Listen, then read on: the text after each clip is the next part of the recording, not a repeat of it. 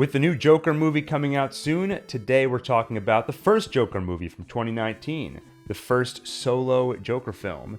We'll give our overall thoughts, then go into a full recap and analysis. I'm Gil, by the way, the guy who writes and voices OneTake, and I'm here with my brother Daniel. Say hello. Hello. Before Daniel, we get into Joker, let's, as always, go through our bona fides. Let's talk about our previous experience with this character. So I'll start off just by saying, a lot of people can probably say this, but I grew up loving the Batman character, but I kind of fell out of love with Batman and superheroes in general at a certain point, and then in college, fell back in love when I discovered The Dark Knight Returns. And that was sort of my window into a darker and more nuanced world of comics. That's around that time I read Watchmen. But The Dark Knight Returns was probably the first time I saw comic books, this character in particular, used as an avenue to say something philosophically or psychologically. So when I heard about the Joker or this new movie, I figured that makes sense. You could do a solo Joker movie, take it seriously, and explore some interesting ideas with it. At the time, knowing that Todd Phillips was directing it, I don't know if you knew this, Daniel, but at the time, I only knew him as the guy who directed The Hangover. So I was like, does he have the chops to take on a serious Taxi Driver-inspired Joker film? The one thing that gave me hope, though, is that it did seem like a passion project. It was similar to how I felt when Creed was announced.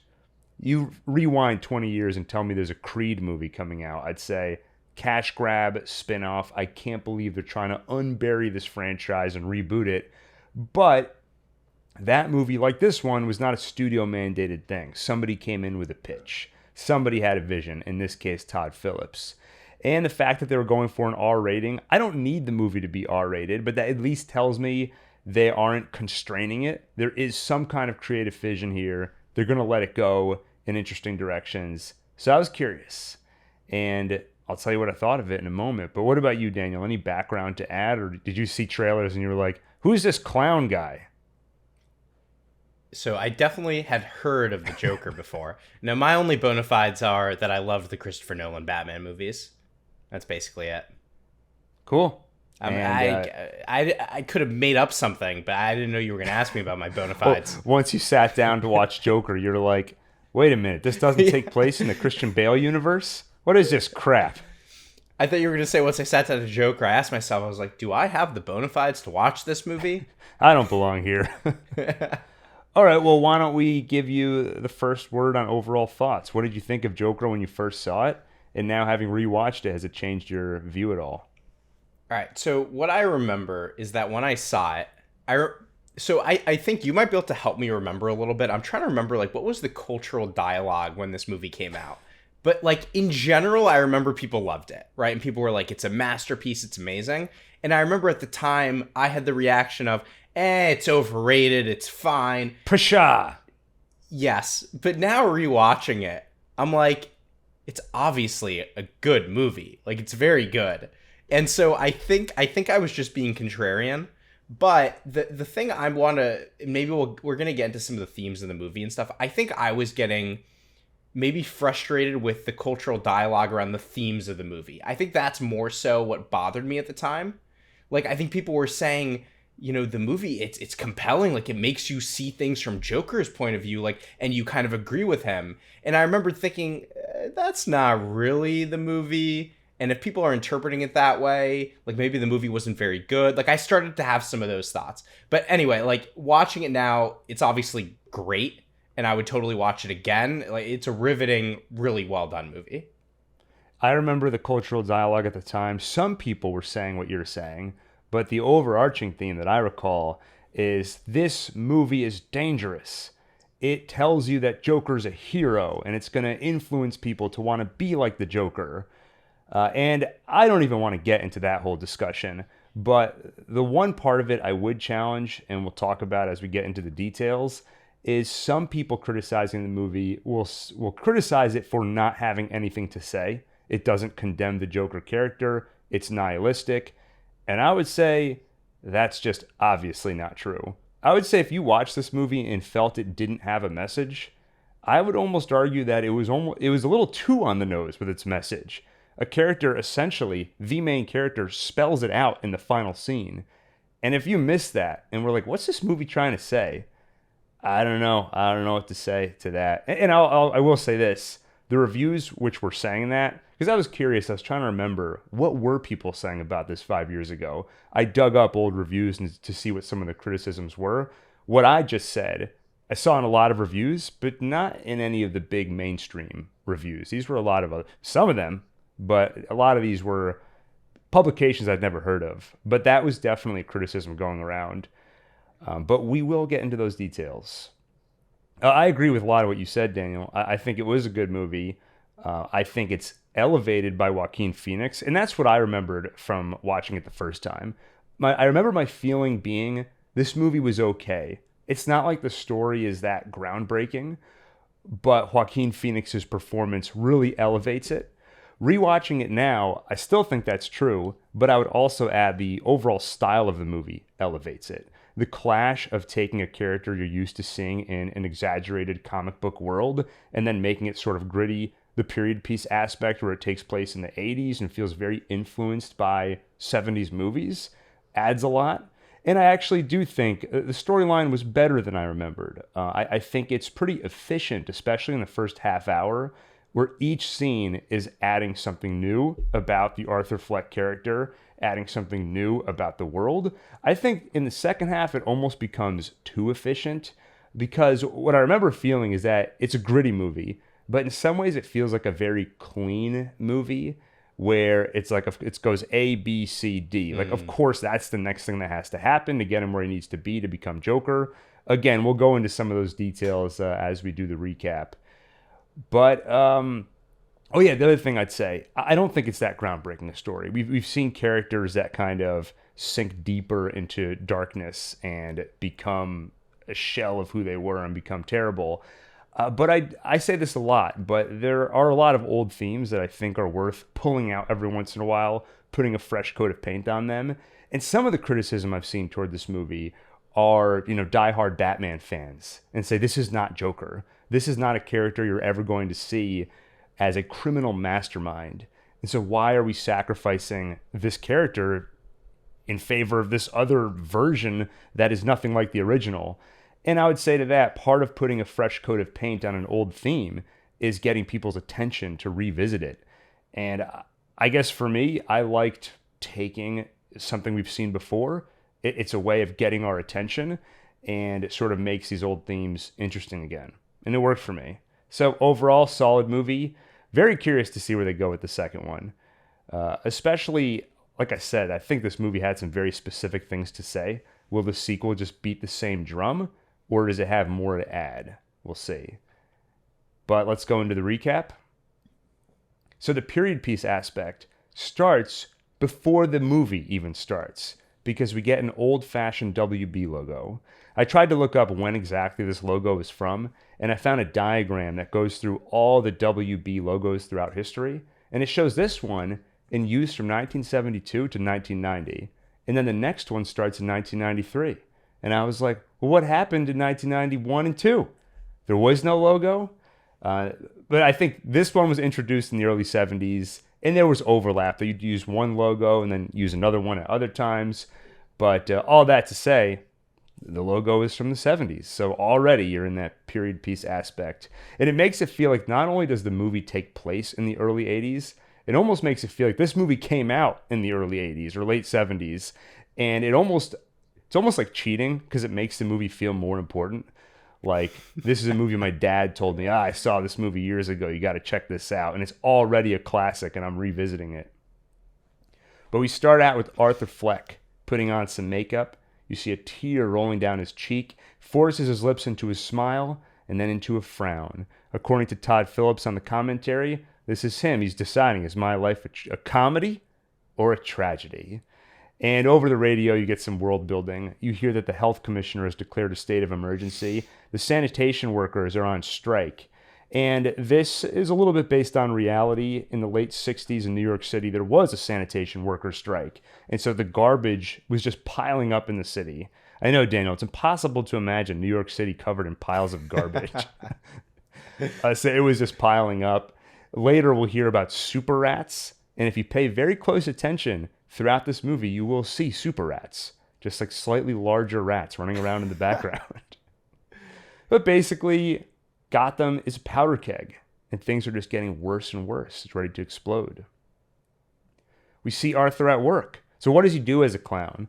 At least today, his gig is standing in front of a store and holding an everything must go sign. One of those classic things where you're trying to spin the sign around, I don't really see that anymore. They should bring that back. But some kids pick on him, they slap the sign out of his hand, they chase him, and he gets beat up. And as he's laying on the ground, he kind of grabs his chest. And I don't know if it's intentional or not, but he activates the water squirting thing on his flower. I loved that. Then we also see the credits are also stylized with this kind of yellow script. It feels very old school. Listening to some people say the movie is trying to be deeper than it really is. And listening to the commentary, I will admit I felt a degree of that because he's like that everything must go sign. It's telling you that all your preconceived notions of what a movie could be, they have to go. Like, no, it's not. You know, maybe that was one of the things I was reacting to in general was like, I mean, I think the movie, it's well done. And like a lot of these shots, like I love that opening sequence. I thought it was a great intro, and where the title screen pops up, like that's all very cool. It's not, it's not like groundbreaking. Like it's good. Like it's well done. And you're right. Like the themes are good. Like the themes are well integrated into the movie. They're not like brand new generation defining themes, but that's fine. Like most movies don't need to do that. Yeah, and I think it does add something where one of the things you need for a good character is the character has to get your attention in one way or another, either by being really likable. Take Tony Stark, for example. He's just fun to hang out with and fun to watch. Or if you're talking about a character that exists in a darker or more of a gray area, they just have to be fascinating in some way. And as soon as you see Joaquin Phoenix in this clown makeup, you see him out there dancing in this early 80s period piece, it does just get your attention. You're like, I want to watch this guy. I'm captivated by this performance. We see him at his therapist's office. Oh, well, and this just the other thing on like the opening scene is it's also good. Like we immediately feel bad for him, right? Like we're immediately on his side because he's getting beaten, like, you know, he's working this bad job and he's getting beaten up by all these, you know, teen thugs. Yeah, the movie does a great job early on of kind of putting you on his side because not only is he pathetic, but you do also see that he's trying to be a good person. He talks about wanting to spread joy, put a smile on everybody's faces, which takes on new meaning in other iterations of the Joker.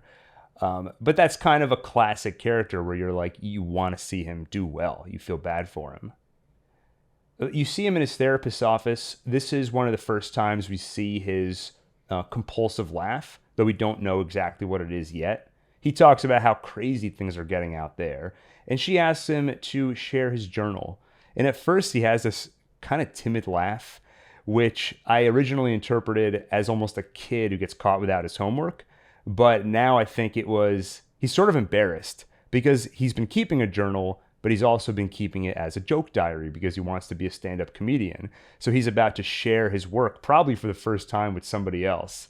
So he does hand over the journal, and he's like, you know, I think I told you I want to be a stand-up comedian. And she's like, you didn't tell me that. And he's like, oh, I think I did tell you that. So clearly she's not really listening to him. And he also mentions that he felt better when he was locked up at the hospital. She asks him, have you thought more about why you were locked up? And it cuts for a second to him at sort of an institution banging his head against the wall. And he responds, who knows? And finally, he asks her to up his medication. We find out he's currently on 7 different medications. Surely they must be doing something for you. And he says, I just don't want to feel bad anymore. Yeah, so like I said, every scene here is kind of furthering the point that he is in a bad way. But each scene kind of gives you more information. You know, at first, okay, you see he's a sad clown. Now you see he's actually on medication. He was in a hospital. So, you know, there's more to it than just, I have the megrims. You know, by the way, this scene also, like, she's flipping through this journal and we get quick glimpses of it. And obviously it's like horrifyingly disturbing. And it is this weird thing, right, where you have people throughout the movie who do kind of treat him like he's a normal person, right? Now, of course, the thing is, she's a social worker. She's dealing with a lot of mentally ill people. She doesn't know he's going to turn into, a sadistic serial killer supervillain. But there is this feeling of like, you're flipping through this book, like, this guy is insane. Like, clearly more needs to be done. And, I guess a lot of that is the theme of the movie, right? Is his mental illness is sort of ignored by society. And he even has that in his book. And I think we actually even see it in this scene or the next one. It says the worst part about having a mental illness is people expect you to behave like you don't. Actually, we see him write that later, so it's not in there yet. But it does have a very real feel to it. And that journal is something they gave Joaquin Phoenix, and they were like, just write stuff in this. And he did for about a month before they started shooting, which would make me so nervous when filming because it's not like a prop where they got 50 more of these. They had one notebook that even when it's not on camera, I think he was carrying it around with him. And it feels like a very lived-in notebook. There's a good contrast to recently I was working on my MCU timeline, and I was integrating all of Daredevil into it. And in Daredevil, you have a character who works at a newspaper. Anytime there's a close-up of an article, if you pause for a second, the headline is real. Everything else in the newspaper is just nonsense phrases over and over. And I was like, lazy. Brilliant, but lazy. But here they actually filled out that notebook, and it's fun to pause and see what's in there.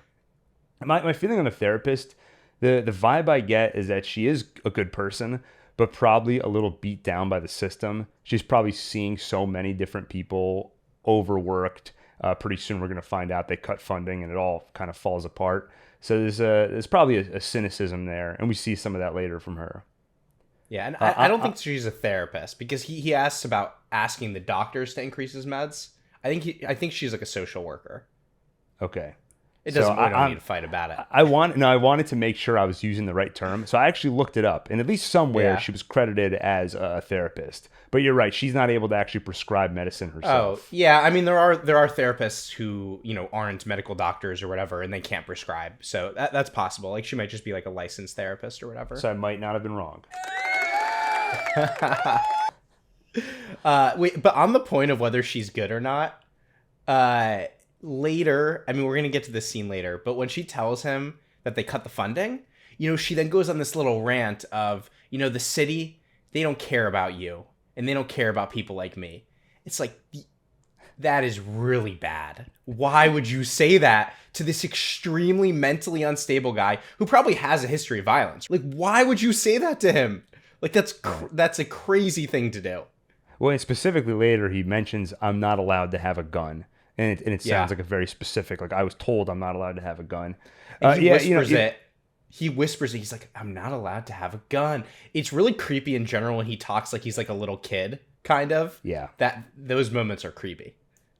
And you don't want to compare like who's worse off because if you don't feel good, you don't want to undercut that and say, well, there's people out there who feel worse. But at least in this situation, like if I have to tell Arthur I can't help you anymore, in that room of two people, like I think he's got bigger problems than you. You have to make it about we're the same, Arthur. They don't care about me either. Like you weren't on 7 medications that just got cut off. Well, next you see him on the bus and he's making funny faces at this kid. The mother tells him, leave my kid alone. And then he starts laughing uncontrollably. And that's when he hands her the card, which explains his condition. I know I have this condition, like Memento. And he'll sometimes laugh and he's unable to stop. It can be caused by a brain injury or certain neurological conditions. Later in the movie, we'll find out that he did receive a brain injury when he was a kid. So we assume that's what caused it here. And to me, I mean, this is where you see how good Phoenix is in the role. Because I feel like, a lot of times you and I will talk about how certain characters will get called out as like, wow, what a great actor. And part of it is just, well, they had a weird thing to do. Like anybody who's playing the Joker, like they get to do a crazy laugh and act all wacky. So when they're a good actor, it's more noticeable than a nuanced character where they don't get to be big and bombastic. But I feel like doing a crazy laugh, maybe that's easy. But doing this laugh where at the same time it appears like you're trying not to laugh and you're actually struggling to get the words out. He can barely even reach into his bag and grab the card. It's really impressive. Yeah, and the fact that every moment where he's like not laughing, he's got this really sad look on his face too, right? Like he's you do get this feeling like the laughter is breaking through despite this like immense despair. Yeah, And, exactly. by the way, the card says, "Please hand this back to me," and she does not hand it back to him. I'm pretty sure. At least we don't see her hand it back to him, and we get payoff for that later because he can't find the card in a pivotal scene later on. Why can't she like this guy? You know, he's mentally ill. You can't give him his card back. I'd like to believe he's got a few more of those, but I feel like if I had one, I probably wouldn't. I'd be like, it's fine. Or I would know I should print one out, like an additional one at some point, and I would just never get around to it. Yeah, because most people are going to hand it back. You know, it'll be okay. This also, like you said, the movie endears you to him. I think this is a scene where that happens because you feel bad for him, but you also see him like he's trying to make the kid laugh, and he genuinely is just trying to put some joy into the world, and he gets shut down for it. You know, this is one of those scenes too where, you know, I was picturing, you know, when I'm on the bus or something and there's like a crazy person on the bus, right? There's an extent where it's like, it doesn't even matter how that person's actually behaving. Like there are people who they just look scary, right? And he looks scary, you know, he's pale, he looks ill, he looks dangerous, right? Like no matter how he's interacting with your kid, you are going to freak out and not want him interacting with your kid, right? And I do think like in a way you sort of empathize with the mother also and empathize for him. And it gives you this feeling of almost no hope, right? Like the poor guy, like he's just sort of helpless, right? Like people are going to look at him as crazy and dangerous. And it almost doesn't matter sort of what he does. Yeah, I want to make it clear that I am not endorsing making funny faces at a random kid you see on the bus, but you do feel bad for him, and at least in his case, you understand his intentions are good. But from anyone else's position, I mean, it's my kid. I don't care what your problems are. Like, this is my child, and I'm going to do whatever I have to do to protect them. Well, we see him stop at the drugstore to pick up his meds. He heads home. You see him trudge up those famous stairs. And I love that every time he goes up those stairs to get back home, he's kind of like hunched over. And there's a lot of things in this movie that feel like down the road they could become these iconic little things. And it reminds me of like the Hunchback of Notre Dame. You could picture a poster where it's like his silhouette going up those stairs. It's just one of those images that gets seared into your brain. At the apartment, we see he lives here with his mother. He takes care of her. This is where on the news you see reports of super rats. We find out that his mother, Penny Fleck, has been writing letters to Thomas Wayne asking for help. Apparently, she worked for him like 30 years ago. He's running for mayor, and she just keeps writing him letters saying, hey, remember me? I know you're a good person. Can you help us out? Send us some money. And they watch the Murray Franklin show together, or I think it's called Live with Murray Franklin, clearly inspired by things like The Tonight Show with Johnny Carson. And it's like their nightly ritual. You can tell they sit down to watch this together every night.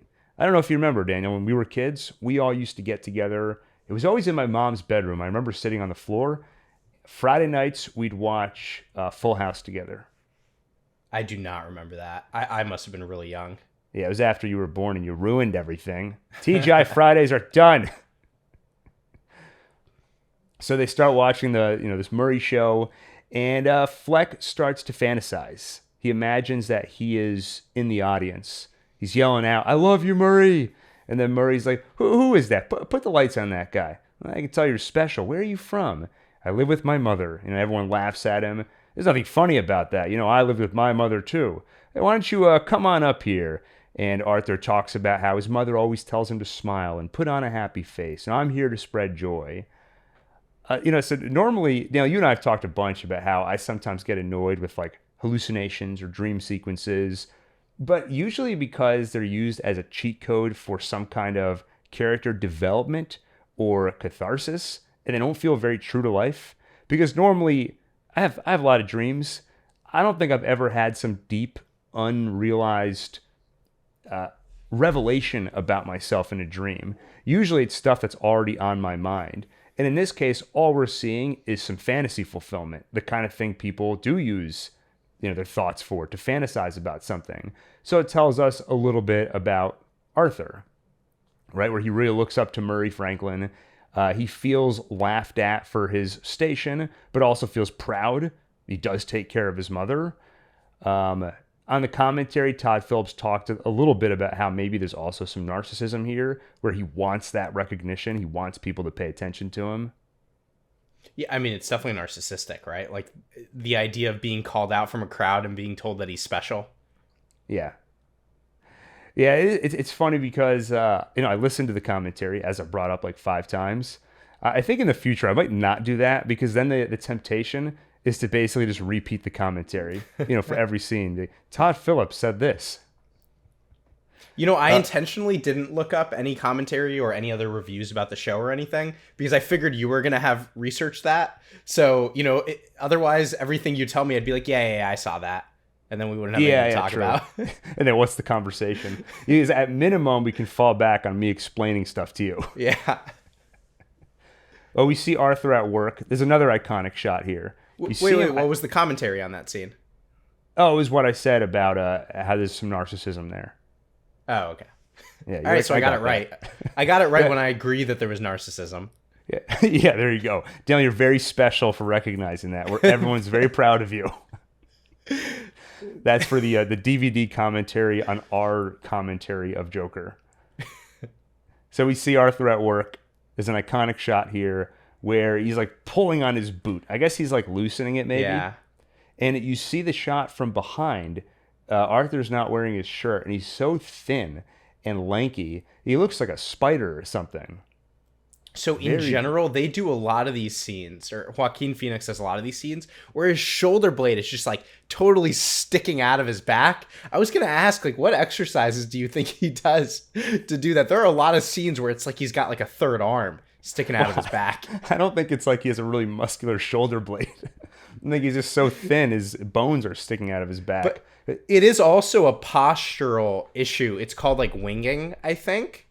Where like your shoulder blade is supposed to stick to your rib cage, and his is kind of jutting out. So it's like he's malnourished, he's too thin, but there's also like, I don't know, his body is just like decrepit and spider-like, I think is the Joaquin official. Phoenix is like, what are they saying about me? He did lose over 50 pounds, I think, for this role. Which, by the way, speaking of shoulder blades, I think I have what he has, because I can I'll see if I can do it, but I can kind of stick them out like. Yeah. Like that, right? So the reason I know about winging is I also have it, and we've like reduced it through like physical therapy stuff. I haven't done that in years. That kind of hurt. I'm gonna be sore the rest of the day now. Well, Randall, this kind of alpha male guy, he walks in and he acts like, or maybe he kind of cares about Arthur in his own special way. He hears about the beatdown he took, and then he does the responsible thing, and he gives him a gun to protect himself. And this is the moment we allude. Sorry, classic revolver in a brown paper bag. Yeah, true. Just classic. This is the moment we alluded to earlier where Arthur kind of laughs and he's like, Randall, I'm not supposed to have a gun. And then Gary comes in. He is of short stature, and Randall makes fun of him for it. And then Arthur, I hate to do it, but I think I would have noticed this even without the DVD commentary, or sorry, the iTunes exclusive commentary. But he points out how Arthur has different laughs in the movie. There's the compulsive laugh he can't control. And then here we get the trying to fit in with the guys laugh. The one thing I remember the first time I saw this movie noticing is the way he starts laughing. And then even as he walks down the hall and he's putting his shirt on, it's like the laugh is still going. And it just sounds so weird. I also had a little bit of a Mandela effect with this scene, where my memory of the movie is that we later find out that Randall gave him this gun for very specific self-serving reasons, that he was like committed a crime and was trying to frame Arthur or like pin the evidence on him. That's not true. So instead, obviously it's totally irresponsible to give Arthur a gun. And there is a self-serving aspect to it where he expects payment, and you can pay me back some other time. You know you're my boy. But I did find myself wondering, and I don't really have a great answer, why did he give him the gun? Yeah, and is it as simple as, like, he genuinely was like, this guy needs a gun, I'm going to give him one, and the bad part of this, in terms of me being a crappy jerk person is that I'm being irresponsible and I'm kind of extorting him a little bit, like making sure he owes me something, you know? Yeah, there was a weird, like, there was almost some camaraderie he seemed to feel with him. And generally, there is, like, some camaraderie in that locker room, right, among Definitely. those guys. And, Arthur makes a comment, right, about, like, the guy comes in and he says, man, those animals, can't believe they did that to you. And Arthur's like, it's just like kids, right? And you do get this sense that, like, this other guy is insulted by this, right? It's sort of an attack on him too, and he doesn't like the idea of Arthur not defending himself. So, yeah, like, it seems it is partly that camaraderie, seeing himself in Arthur, wanting him to defend himself, but maybe there's also this, like, yeah, wanting control over him, a favor. It's weird. I mean, it's definitely portrayed later as he's, like, not a good guy, at least from Arthur's perspective. Right. Yeah, I agree with all that. The camaraderie does feel very true to life. It's one thing I miss, as a YouTuber, I like my job now. And I liked my job before, but of course it can get stressful at times. And when your work gets stressful and you're working with other people, that's like where camaraderie is born. And I remember when I was in college, I had just watched The Wrestler, the movie with, I forget the actor's name, very famous actor, but it was from Darren Aronofsky. And at one point, the wrestler character works in a deli, and he forms this great like vibe with all the customers. Like he's tossing them meat, like everybody knows him. And I was like, I want to be like that. And so I went and got a job at the dining hall, and I quit after 2 weeks. But I remember like, I started to get to know the other workers, and I remember one night, so months after I had quit, one night after the dining hall closed, they had a little party in there for all the workers. And I looked through the window, and it was all the people I remembered working with so briefly, all having such a great time together. And I was just staring through the glass. I was like, ha ha ha ha. One other point about this scene, I think this also harkens back to Taxi Driver. Robert De Niro, he's in the locker room with the other taxi drivers. I think it's one of those other drivers that tells him that he needs to get a gun, or like gives him a lead on where to get a gun or something like that. I don't know if you remember that. No, I haven't seen that movie in a long time. I mean, rewatching this made me want to go watch that movie again and go watch. I don't know if you ever saw King of Comedy. Also Robert De Niro, also Martin Scorsese. Great movie with similar themes. And I think it probably was also part of Todd Phillips' inspiration for this movie. Hey, maybe we can cover that one at some point. Yeah. I actually did watch Taxi Driver just a few months ago, but I still don't remember it well enough. Well, Arthur gets called into his boss's office. He is accused of stealing the "Everything Must Go" sign. Arthur's like, why would I steal that sign? But I was like, I don't know. Why do people do a lot of crazy things? So now he has to give the sign back, which obviously he can't do because he doesn't have it, or he's got to buy that guy a new sign. And so we see him outside, and we see the trash piling up, and he starts kicking some garbage. We've all done that. Kicking some garbage this morning. Daniel was like, I can't record until noon. So went outside and started kicking garbage. Arthur goes home. On the elevator, he sees one of his neighbors, Sophie, with her daughter. The elevator gets stuck, and then Sophie kind of mimes shooting herself in the head as a little joke because the building is so terrible, I can't take it. But then once they get out of the elevator, Arthur mimes it back, but goes a little more over the top with it. You can tell she gets a little uncomfortable and brings her daughter home. But I feel like Arthur has a little smile after, like, nailed it. We'll talk more about her and her overall role in the movie shortly. We see Arthur bathing his mother, talking more about the letters to Wayne. His mother asks, why are you trying to be a comedian? Don't you have to be funny to do that?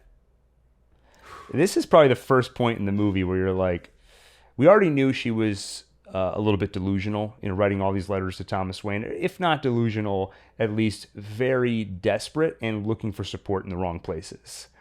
This is the first time we see she's also not very supportive of Arthur. It's just soul crushing. Yeah. You feel bad for him in that scene. Later that night, we see him playing with the gun. I think this is the first time we see him dancing. His very strange, it's kind of like arms flailing, but in a controlled and slow manner. He's playing out a scenario in his mind. Like, Arthur, you're a great dancer. Yeah, you know who isn't? That guy. And then he shoots the wall accidentally. I feel like this whole movie, one of the things I wanted to pay attention to while watching is what keeps me engrossed in the film. Because thinking back to it from the first time I saw it 5 years ago, it's like on paper, it should be a tough movie. Like you're watching a villain in the making. And normally the thing that keeps you watching a movie is you're rooting for somebody. So in this movie, there's a couple of things that keep me watching. One of them is, like we talked about a few times, at least early on, there's sympathy or empathy for Arthur Fleck, but there's also just a tension. It's like watching a ticking time bomb that has a face, because based on the title of the movie and based on some early indications, like Randall giving him a gun, you know this is going into dangerous territory. Now, for that to work, for you to care about the ticking time bomb, there's got to be somebody near in the vicinity of the explosion that you care about, so you're worried about when that time bomb goes off. In this case, I'd say in this movie, outside of Arthur Fleck, there aren't really any other characters. I mean, there are other people in the movie, but we're with him in every single scene. He's the only one that gets any real kind of development. But I think the world feels gritty and grounded enough that automatic human empathy kicks in. You don't want to see a time bomb go off. And it's around this time, after he gets the gun, and then when he shoots it into the wall accidentally, I just felt tense the rest of the movie, waiting to see how is this going to go wrong. Yeah, I mean, in the proximity of, and you get more payoff in this later, but the proximity of that woman and her daughter, right? Like when they're in the elevator together, you're kind of like scared for them a little bit. And I think there's like the fear of what's going to happen to the people around him, but there's also that constant tension of like, come on, Arthur, like don't kill people, like please, like don't, like, right, like it's partly you're kind of fearing for his soul, right? Like you know he's going to become like evil, but you just like really, you're like, please don't, like please try not to go crazy. But the funny thing is, there is also a Breaking Bad aspect to it where, similar to watching a horror movie, there's a morbid curiosity. Yeah. Where I'm also like, I want to see what this version of Joker looks like. What does this version of Joker do? So there's a lot that pulls you through the movie, and a lot of them are kind of at odds with each other. It just creates an interesting feeling inside you. And that'll happen again a few times, like specific moments where you just feel a lot of conflicting things. That just makes it an interesting viewing experience. The next day, so you said you're worried about Sophie and her daughter. Well, he follows them. He follows her to school where she drops her daughter off, follows her to work where we see that she works at a bank. Todd Phillips' commentary, he says that in Arthur's mind at this point, he almost didn't want to use the word stalking because it was more like he was following her and he wanted to do one of those like, oh, funny bumping into you here. Like he was trying to work up the courage to do that. I'll just call it stalking still, just to... It's not okay. He goes to a stand-up show. He wasn't stalking. He was following. Well, it's all about why you're following. So he goes to a stand-up show, and he's taking some notes, like working on his own material. I really like this scene for a couple things. Like one, it shows that he's really working at it. Yeah. And he looks like a comedian. I feel like I've seen pictures of comedians from the 70s, and they all have that long hair. I think he looks like a comedian, and he's actually working at it. And this is part of endearing me to the character. Like, you see him working hard. And you see, he doesn't get the joke, any of the jokes, right? He laughs when everybody else laughs with his fake laugh, right? And he laughs at times where he's not supposed to. And his notes are so bad, right? His takeaways, it was like the guy was making a joke, about his like sexual role playing with his wife, and so he writes down like make sexy jokes, something like that. Yeah, the way he put it on the commentary is that he's laughing at the setups. Like he'll tell the setup of the joke, and then he cracks up, and then they tell the punchline, everybody laughs, and then he's like, oh, okay, let me laugh with everybody else. He goes back home. Did you have more to say on that? No, that's it. I did. I loved that scene. I also thought the comedian was funny. He was funny, yeah. We see him back home, and he's writing some of his own jokes now. This is the one you alluded to earlier, because he writes, the funny thing about mental illness is, stops, smokes a cigarette, and then switches to his left hand and writes, "People expect you to behave as if you don't." Again, on the commentary, one thing you'll notice is that Joker is left-handed. Anytime he's working with the gun, doing anything, he's using his left hand. So it's creating this dichotomy that like Arthur is right-handed, and then in the middle of this joke, he switches to his left hand, and then you see the writing gets all kind of jagged and less clean. I also like this. This just feels. I mean, we talked about it a bunch earlier, but it feels very true. This is something he would be feeling. People try to. It's like he's not getting. He needs to be cut a break, and he needs support, but he's not really getting that. I love the slight grammatical error in it. People expect you to behave as if you don't. You got to finish that sentence as if you don't have it or something. But to me, it does show like halfway through writing that joke, it's almost like he's starting to dissociate, and he's just kind of holding on to reality enough that he can finish the sentence, but he's switched to his Joker hand, and it doesn't fully make sense by the end of it. I didn't even notice that grammatical error, but now that you pointed out, it sounds right. So maybe I was dissociating too. That one I did notice without the commentary. Sophie shows up at his door. "Were you following me today? That's awesome. You're so funny, Arthur." Yeah. I remember the first time I watched this, I was so annoyed. I was like, are you kidding me? Nobody would show up at his... This is so unrealistic. He invites her to see one of his stand-up shows. Now, of course, we'll later find out that she's not really interacting with him here.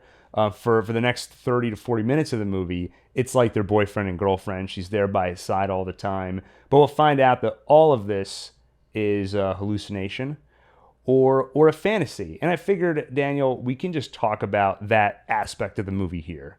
Otherwise I feel like every time she shows up, we'll be like, okay, we'll get to that. We'll get to that. First off, I'm curious how you interpreted it. But for the audience, it was kind of a twist. Like, oh, she wasn't there all this time. But from Arthur's perspective, was he surprised by that?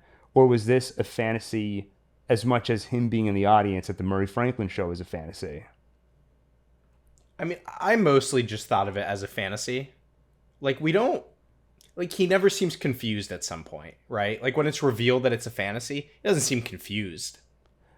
But when she's like, "Why are you here?" he doesn't go, "I'm your boyfriend. What are you talking about?"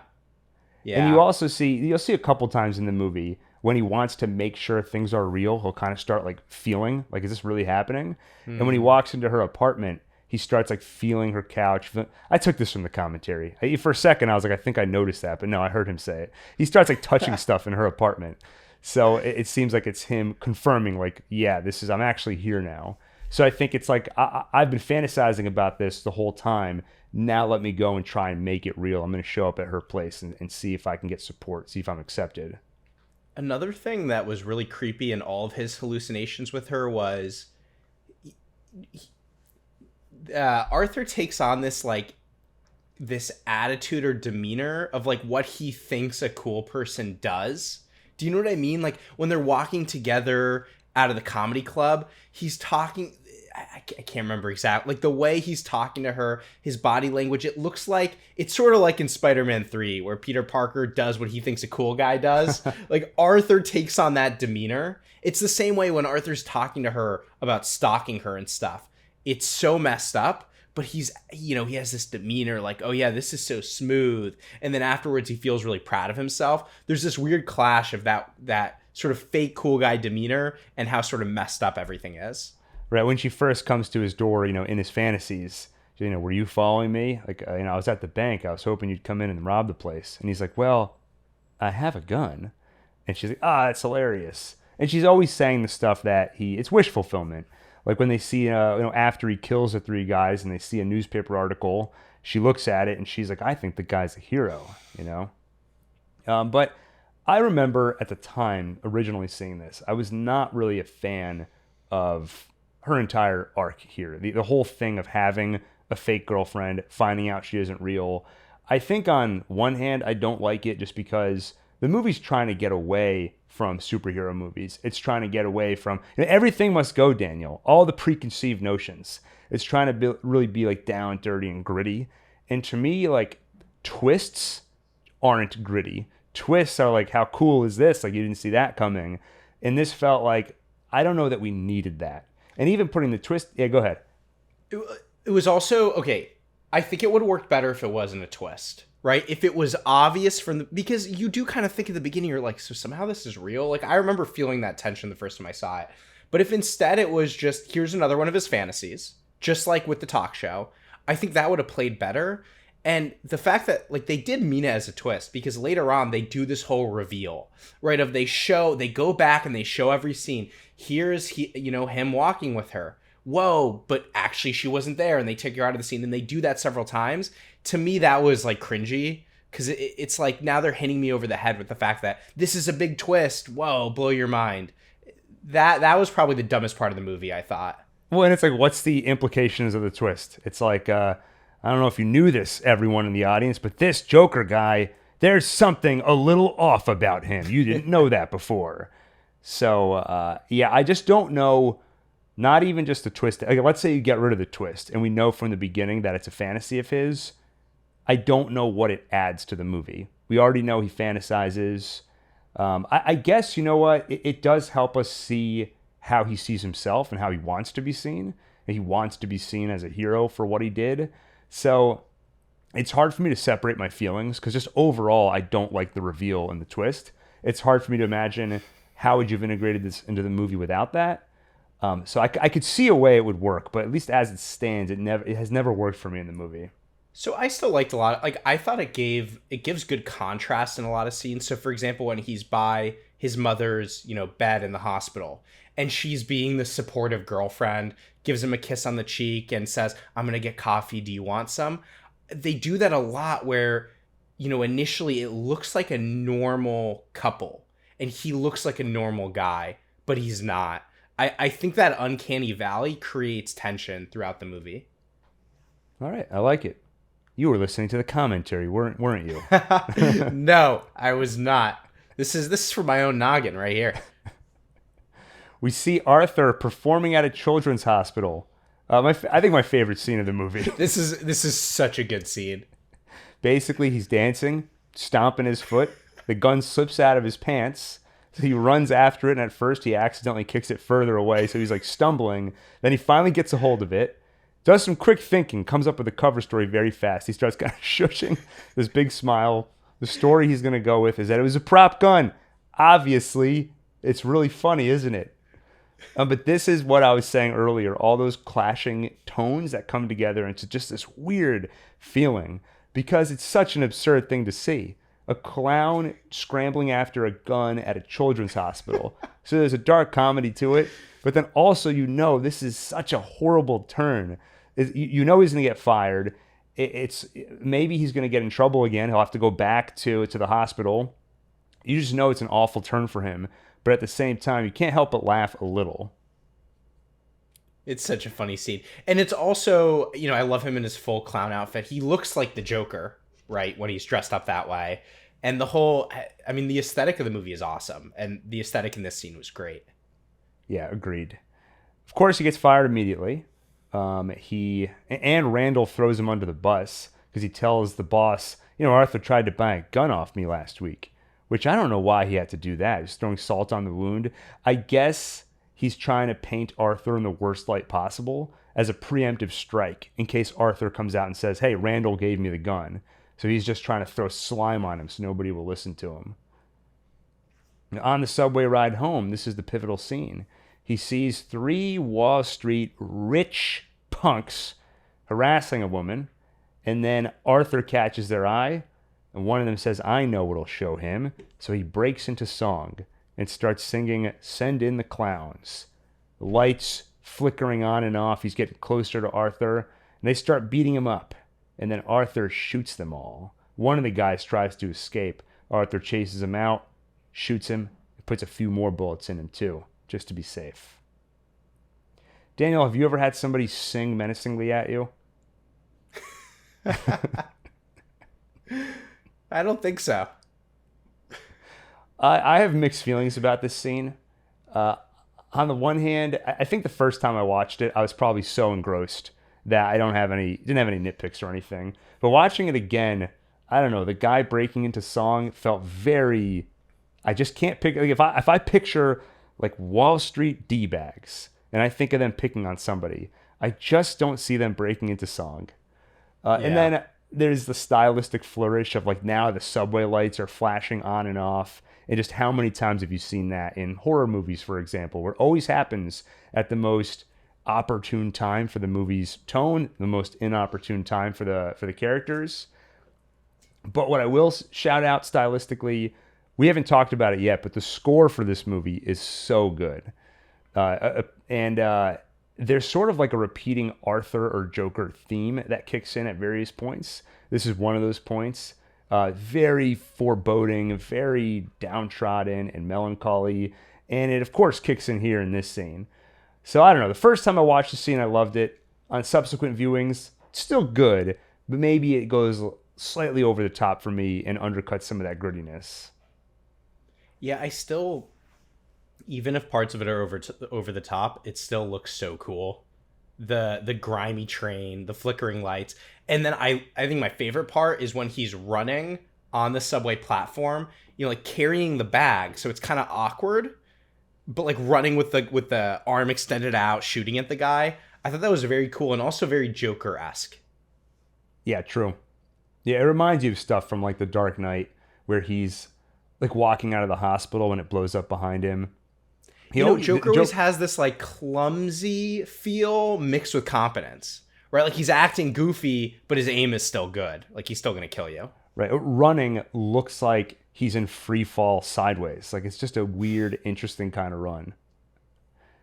Like he runs away and this is the most unrealistic part of the movie. Middle of the night, Gotham stand in for New York City. If you need to go to the bathroom in the middle of the night in New York City, the city is your bathroom. To be fair, that bathroom he found was so disturbing. Oh my God. Suddenly it makes sense. I had a nightmare last night where I had to take a shower in just the grossest bathroom of all time. It was because of the movie. It was so gross. There's like grime all over the shower. I had to use the shower spray to like get the grime away from me. It was really disgusting. Please tell me you had shower sandals on at least. And why even take the shower at that point? I don't know. I had to. Yeah. Dream Daniel's an idiot. Wait, but back to the point. The point is that Gil has never been able to find a public bathroom. Yeah, normally what you do, at least this is my tactic. I recommend you can adopt this. You find a crowded bar that you can walk into, and then the bartender doesn't notice you, so no one asks you if you want to buy a drink or anything. You just kind of scramble through the crowd. You use the bathroom there. That's That's the right my approach. go-to trick. But he finds a bathroom. It's a terrible bathroom. And inside, he starts dancing. I love this scene, and apparently it was improvised. The original point was that he's going to run into the bathroom, like wash the makeup off, find somewhere to stash the gun. But this, again, there are these moments in this movie that you could see them becoming iconic. He does that. We've seen little dances here and there before, but this is the most kind of into it he's been yet. The part that sticks out to me is you look at his eyes, and it's like there's no expression in his eyes. And if I was going to read too much into this, the way it feels to me, it's like if life is an ocean and he's been fighting against the current and fighting against the waves, this is him saying, you know what? I'm free. I don't have to worry about anything. I'm going to let it take me wherever it's going to take me. Because he's just broken the big rule. You don't kill people. He just killed 3 people. And things are okay, actually. So I think he suddenly feels unrestrained. And it just... And then just viscerate. It's just, you don't see this. A person in clown makeup, covered in blood, dancing in a grimy, abandoned bathroom. It's just creative. And to find an organic way to get to that place, you got to give the movie props.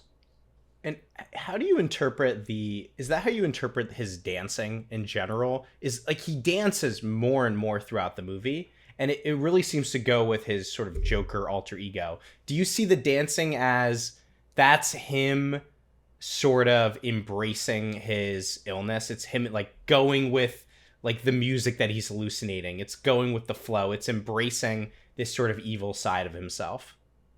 Kind of. I don't know that. I mean, I don't think would conceptualize it as evil. The way I kept interpreting it is as freedom.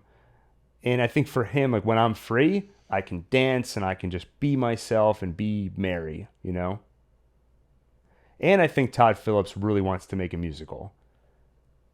You have him dancing in the bathroom. You have the guy on the subway who randomly breaks into song. So I think there are little hints here and there in this movie where now looking back, that's the biggest twist, that the sequel's a musical. You're like, wait a minute, it all makes sense. He had planted seeds all this time. He gets home to his girlfriend. He's feeling great now, so he just opens her door, starts making out with Sophie. Or does he? Oh, we already talked about how she doesn't actually... she doesn't exist. Well, she exists, but she's not doing this with him. She goes to a different school. Yeah, she's totally real. She lives in Canada.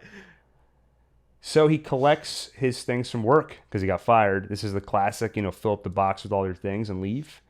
He overhears his coworkers talking about what happened last night. I heard it was a guy in a clown makeup. I heard it was a guy in a mask. I think it'll be good for business. Clowns will be in the news now. Arthur starts gaining more confidence because someone asks him, like, why would you bring a gun to a children's hospital? And he's like, ask Randall. It's his gun. And then a great moment, another improvised moment. As he's leaving, he goes, wait, I forgot to punch out. And then he punches the clock punch-out thing and knocks it off the wall. That was improvised? Yeah. Apparently, Todd Phillips said on the commentary, he was punching metal. Wow. I mean, that's kind of crazy to improvise something with like a real prop, because like he could have broken his hand on that thing or something. Yeah, I'm sure the insurance people were like, can you not do that, please? On the way out, he spray paints a sign that says, don't forget to smile. And he makes it say, don't smile. It was a marker. It wasn't spray paint. Oh, okay. It was a marker. Improvised also. I'm just kidding. No. Back home, he sees his mom watching the news. Thomas Wayne's being interviewed. It turns out the 3 men he killed worked at Wayne Enterprises. And we find out that some people are actually taking the side of the killer, a lot of anti-rich sentiment. And they say that witnesses say the killer was wearing a clown mask. Thomas Wayne replies, makes total sense to me. What kind of coward would do something that cold-blooded? Someone who hides behind a mask. Someone who's envious of those more fortunate than themselves, yet they're too scared to show their own face. And until those kinds of people change, Daniel, for the better, those of us who have made something of our lives will always look at those who haven't as nothing but clowns. And that's what triggers the whole movement in this movie, where people throw it right back in his face, and everyone's going to start wearing clown masks and rise up against all the jerk rich people. This is kind of just like a fanboy thing, where I remember the first time I watched this movie, it did kind of bug me. Does this have to be Thomas Wayne? In my mind now, you've like poisoned the image of Thomas Wayne a little bit, because all I remember is, why do we fall, Bruce? So we learn to pick ourselves back up. And now, again, I would think of that when I'm going for a run or something and I start to get tired. I'd hear his voice in my head. But now it's going to be like the angel and devil. He'll be like, why do we fall, Bruce? And then the other guy is going to be like, because we're envious of those more fortunate and we can't pick ourselves back up because you're a clown. But it's fine. It's just, those are my personal feelings. Back at the therapist's office, things are looking up for Arthur. He tells her, I heard this song on the radio the other day and the guy was singing that his name was Carnival, which is crazy because that's my clown name at work. And this moment felt very true to life for me. I forget. Oh yeah, you watched the rehearsal because you did that video about it on OneTake. But you remember that one guy that kept finding coincidences and meaning everywhere. Oh God. Where he's like, it's 7:30, which is the craziest thing because I got into a car accident when I was a kid at 7:29. So the fact that this is happening right now and we're talking about this, it means that tomorrow's gonna be a great day. He's finding connections where there aren't any. It's something that Kokoro would say makes us special, the way we search for deeper meanings and things. But it also felt very true to life. I've met people like this too, where and I'm guilty of it myself. Am I guilty, or is that the correct way to look at the world? But when you find just these connections, when things are going well, you see signs of it everywhere. And so that's what's happening here. He tells her, I didn't know if I really existed until recently, but now I can tell that I do. Therapist isn't listening to him at all. She tells him, city's cut funding. This is our last appointment. Well, how am I going to get my medication? She doesn't have an answer for him. These are the moments. Oh, go ahead. Well, I was going to say, the big thing with this scene is he's saying, I killed 3 people. Now people are noticing me, right? The violence is giving him a sense of importance. Finally, he knows he exists. Right? Life is the carrot and stick. If you're trying to be a good person, you're trying to be a stand-up comedian, and all you ever get is the stick, and then the one time you do something horrible, you kill 3 people, suddenly you get the carrot. You get attention. You actually get some praise from certain parts of society. Then it's going to create the incentive to do more of this. This is also the part where I scratch my head at people who say the movie's nihilistic and doesn't have anything to say. If anything, it's almost too on the nose. It's like there are certain people in society that need help, a support system of some kind. They don't have it. And when they don't have it, bad things might happen. We should probably do something about it. If I had to sum it up, I'm not saying that's the message of the movie, but that's clearly something that's baked into it. And you can, of course, watch it from different angles depending on who you relate to more. That's more from a societal standpoint, and then you can look at it from Arthur himself. What does it say about him? Also, I'll say, at this point in my notes, this is when I accidentally wrote Joker and had to erase it and write Arthur.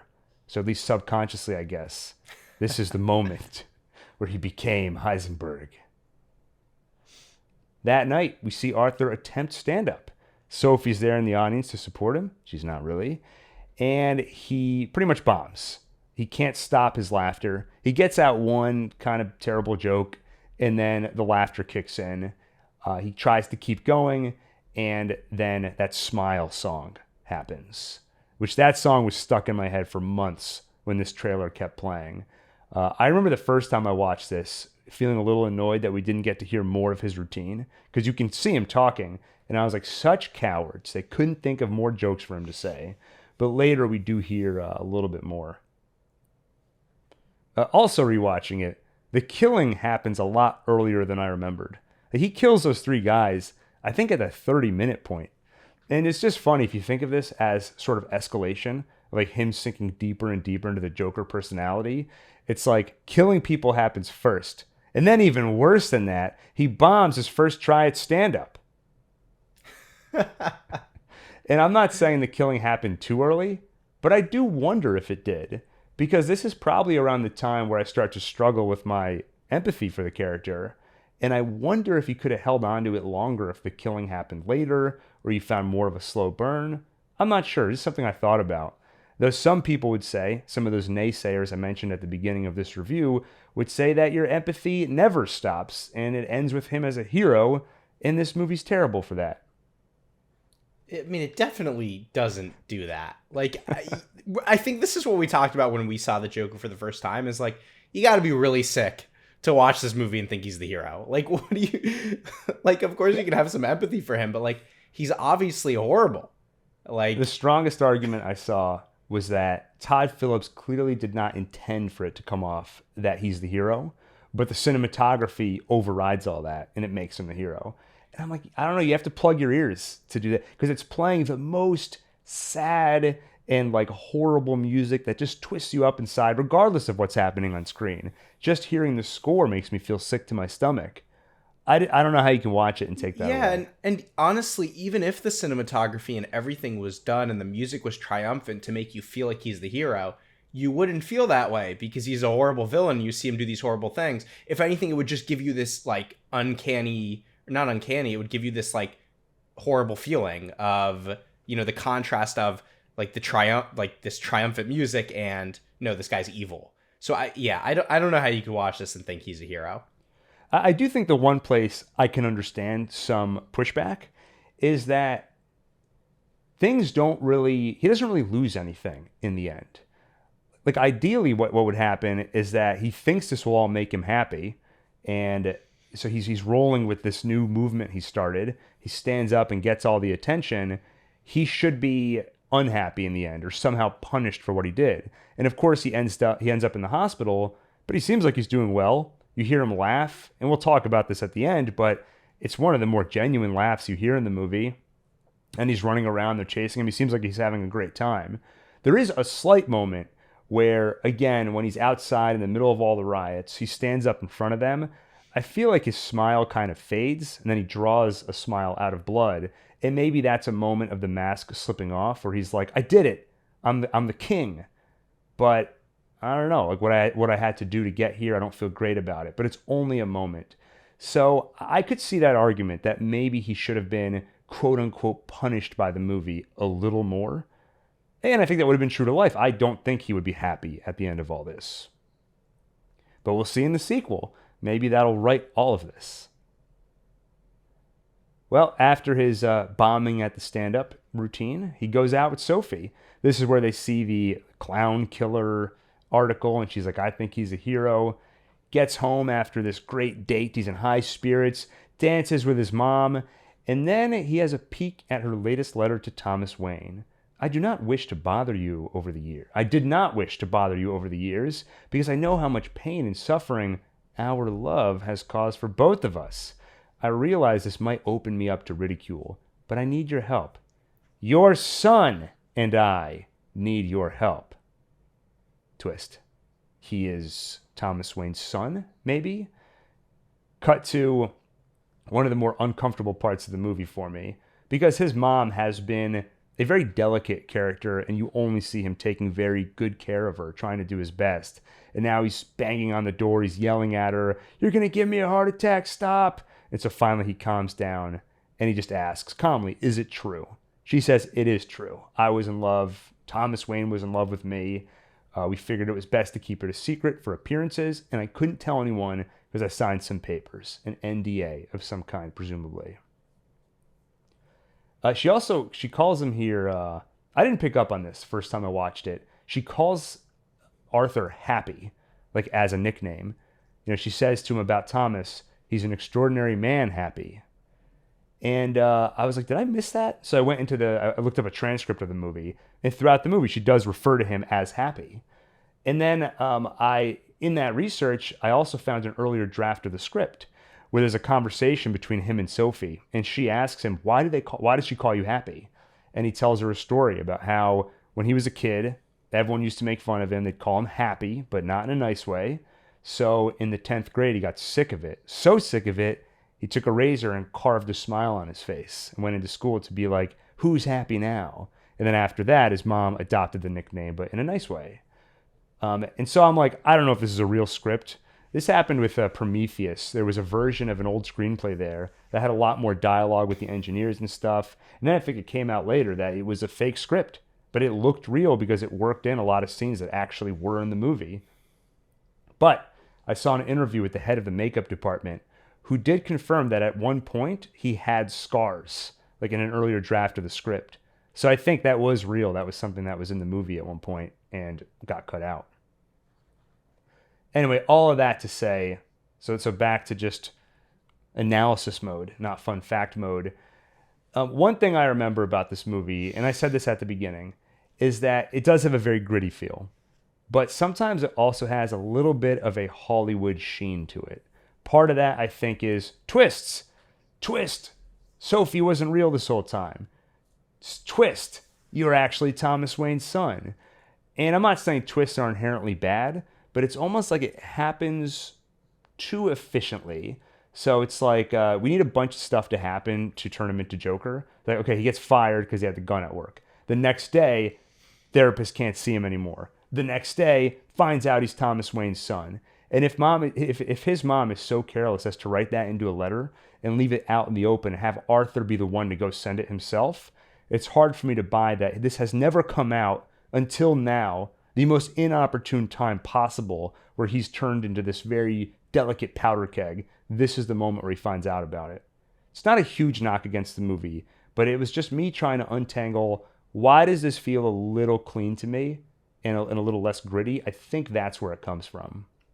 But some of this like Hollywood feel in the movie is diegetic. What's the word? Diegetic. As in the universe of the movie itself. So for example, If you hear music playing as part of the score, that's non-diegetic. If there's music playing out of someone's radio, okay, that actually exists in the world of the movie. It is diegetic. Yeah, so I mean, the Arthur is like a performer, right? And he has this Hollywood feel to him. Like he wants his life to be kind of a performance. And so, but also in a way, like just these, I mean, we'll get into this fantasy or whether it's real that his mother has, but like, you know, both of these characters think they're more important than they really are. They have this sort of narcissism. And I think that lends itself to just like more dramatic storylines. You see what I'm saying? Is like part of it is just sort of like how their lives would unfold given, yeah, sort of what they're like. That's a good point. I think the truth is probably somewhere in between. I think some of it comes from there, and some of it just is non-diegetic Hollywood sheen. Yeah, but also the movie's from the 80s, right? Or it feels like it's from the 80s. True. So you can accept it. Right. These things weren't tropes yet. This was made 40 years ago.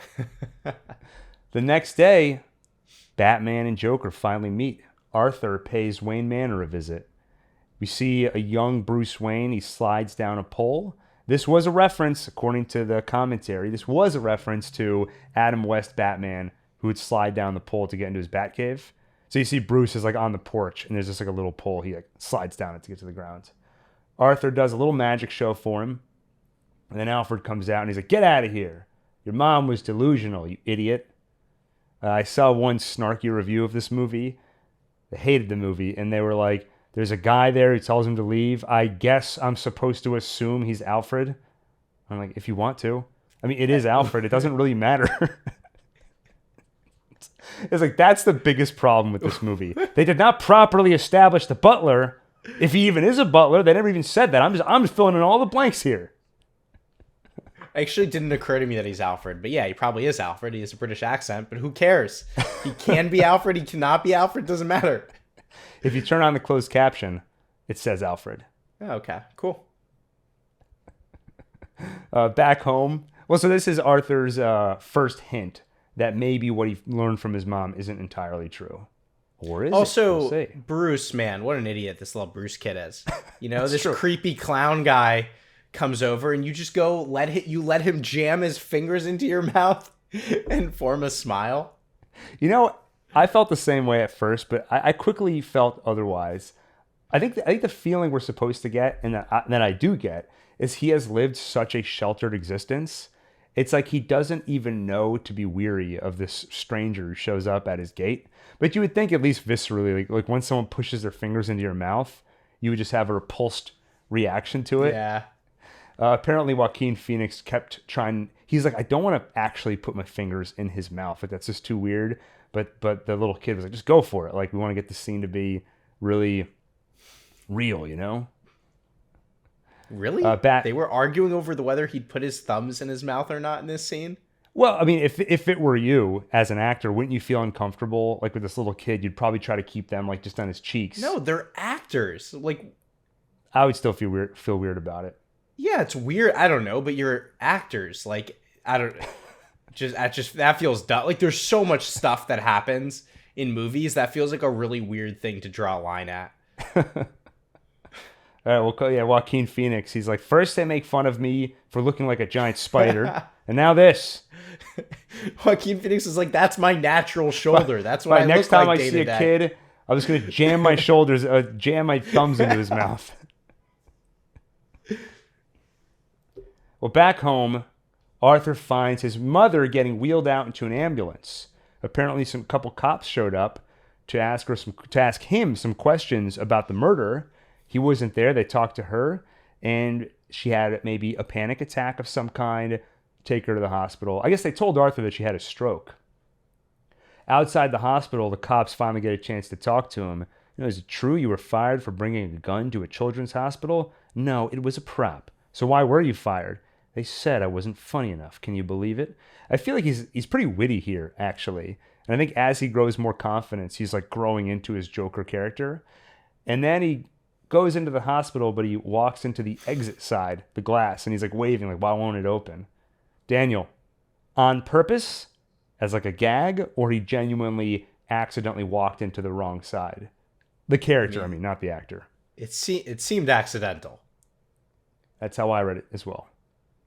Apparently, Todd Phillips and Joaquin Phoenix, they had discussions about this, and it was left ambiguous. Like maybe he was doing it as a gag, but we never really see him try to be funny just when he's out of clown character. Like just in his everyday life. I never got that vibe from him. By the way, you said he starts to get more sort of witty. He gets more like flamboyant throughout the movie too, right? As he gets more to his Joker persona, like this the flair he's talking with, and then that sort of reaches a climax in the talk show scene at the end. But like that is a change. He gets more whimsical in his speech. But even in the talk show scene, at first he's calling him Murray, and then it switches to Murray. Yeah. So he's in the hospital room with his mom. You alluded to this scene earlier. Sophie's there with him, providing support. And then she's like, let me go get you some coffee. When she leaves, that's when the reality of the scene starts. Murray Franklin show comes on. And at first, Arthur's happy. And then he plays a clip of Arthur from the stand-up show. Arthur's really happy. And then it takes a turn when Murray Franklin's like, this guy's a joker. He's an idiot. Great scene. I think if you were to measure a movie just based on how much feeling it gives you in terms of quantity and variety, so many scenes in this movie that give you both. Because there's such a tension in this scene where as soon as we see Murray Franklin talking, we know where it's going. He even introduces it by saying something like, speaking of people who think that thinks anybody could do my job. So we know he's bringing up Arthur just to make fun of him. But Arthur doesn't realize it yet. So there's a tension waiting for it to set in. And then even when he plays the joke that Arthur told, Arthur kind of cracks himself up. Like when you're watching a recording of yourself and you're kind of nodding and smiling along, like, okay, I nailed it. It's great. But then such a turn when Murray unambiguously shreds him to pieces. The music in this movie is mostly strings, but occasionally you'll get a percussion when there's an intensity building. It happens here, and you also see just all the blood drain out of Arthur's face. He gets a really intense look in his eyes. So this is that ticking time bomb I talked about. You're really feeling it here. That night, you see there's a lot of protests happening. People are wearing clown makeup, and Arthur smiles. He likes the riots that he's caused and the attention he's getting. Then at a screening of Modern Times, starring Charlie Chaplin, Arthur sneaks in, pretends to be an usher, because Thomas Wayne is in attendance. He finds him in the bathroom and approaches him. Wayne tells him he was never with his mother, and anyway, you can't be my son because you were adopted. Your mom was crazy. In fact, she was committed at Arkham. And Arthur doesn't believe him at first. You know, how can everybody be so mean? I just want you to give me a hug, Dad. And it is those conflicting feelings, right? Where I feel bad for Arthur. At the same time, if somebody had visited my son at my house and then snuck up on me in a bathroom, I don't think I'd punch them, but I might give them some choice words. You know, it is interesting, the choice to punch him. You know, I kept thinking in that scene, like, because Thomas Wayne is this big, confident guy, right? But, you know, you're getting cornered in the bathroom by a crazy person, right? Who has, like, all these feelings and is acting very aggressive. And I kept thinking, like, if I were him, right, I would be scared for my life, right? Maybe he brought a gun or a knife. Maybe he's going to attack me, right? So there's a certain practical sense in which, like, Thomas Wayne should punch him immediately, right? The instant he started showing any sign of aggression is you hit him and you run, right? Like actually. But it's not really how the scene is played, right? Like Thomas Wayne is very confident and relaxed and just angry at him. I don't know how to, like, you're not supposed to, you're not supposed to, I guess, sympathize with Thomas Wayne really in that scene. No, I don't think so. I think first off, do not sneak up on Daniel in a men's room because apparently he'll punch you at the first sign. But you get what I'm saying. I mean, when the guy's do get what within you're 2 saying. feet of you and being aggressive, he could attack you at any moment. Yeah, I think the way we're supposed to read that is ego and confidence. Like, he has had such success in life, and he has intimidated so many people just by his station that it's kind of like the way Bruce Wayne has been so sheltered. He doesn't even know to be afraid. I don't think Thomas has been sheltered, but he's had such success. Maybe he's forgotten a little bit what it feels like to be vulnerable. So maybe he should be scared, but he isn't, and he's not intimidated by this guy. By the way, just a side note, and this is not legal advice. I'm no lawyer, but there are a lot of states where the self-defense laws are such that if somebody is giving you reason to think they're going to be violent towards you, you can actually strike first, because the law recognizes that, like, in a fight, like, striking first could be critical for your self-defense. But, check with a lawyer before you're in this situation. Yeah, so somebody comes up to you, makes a threat, like, hold on, I got to call Daniel, and then a lawyer. Get some advice here. The other thing I'll just say, watching this movie, I get, like, Thomas Wayne is supposed to be an asshole in this movie and stuff, but, like, man, do I want to be like Thomas Wayne? I mean, he's just so confident and cool. Like, he gets caught in this bathroom, he keeps washing his hands, like, and, the way he's sitting at the opera and stuff. I just very impressed. I liked his suit. I would love to be like him one day. I don't want to be a clown like everybody else. Well, I mean, you make a few twists from this version of Thomas Wayne, you can get back to, like, you could be the good version of Thomas Wayne. No. I want to be this kind now. Nobody lets Thomas Wayne have it anymore. Even the Batman. Yeah. They're like, well, he's not a bad guy, but, like, he accidentally got some people killed, and, like, he kind of was just an idiot. That is sad, right? Like, we miss the good old days, right? Like, the original, like the Christopher Nolan movies. Like, Thomas Wayne is just this heroic guy, Didn't you hear, Daniel? There are no heroes anymore. The world is gray. Who knows what's right and wrong? Except for the OneTake boys. That's right. That night, Joaquin Phoenix, Arthur, empties out his fridge and gets inside it. All right. The next day, he gets a call. You have any questions about that? What's the metaphor there? Well, so that moment never quite made sense to me. I mean, I guess the way I initially read it was, like, I just want to be away from the world. And I want to hide from everything. It just, like, I feel like there's more comfortable places to do it. But I guess there's a degree of I want to punish myself, too, for being so stupid as to think I could go up to Thomas Wayne, ask for help the way my mom did. It never worked for her. And I've always looked down on her for that. Like, why do you keep sending these letters? And now I went and did that. I made a fool of myself. So I think he wants to punish himself and kind of hide away from the world. I thought it was simpler, I thought, he just got punched in the face. A few days ago, he got kicked a bunch. He doesn't have enough ice packs for all this. Just go hang out in the fridge for 30 minutes. In lieu of an ice bath. Do you want to know the real answer from the commentary? Yeah. They didn't really know what to do. And they were like, why don't we turn the camera on and, like, do something in the kitchen? And then Joaquin Phoenix came up with this. And Todd Phillips on the commentary says, at the time, this made sense to me. Watching it now, I'm not sure. I thought it kind of worked. It actually kind of does, yeah. I liked it. It was clever. I mean, as he's just, like, throwing stuff out of the fridge, it's like, what is he doing? I liked it. Yeah. It's another one of those weird... I feel like this is a rule I'm coming up with right now.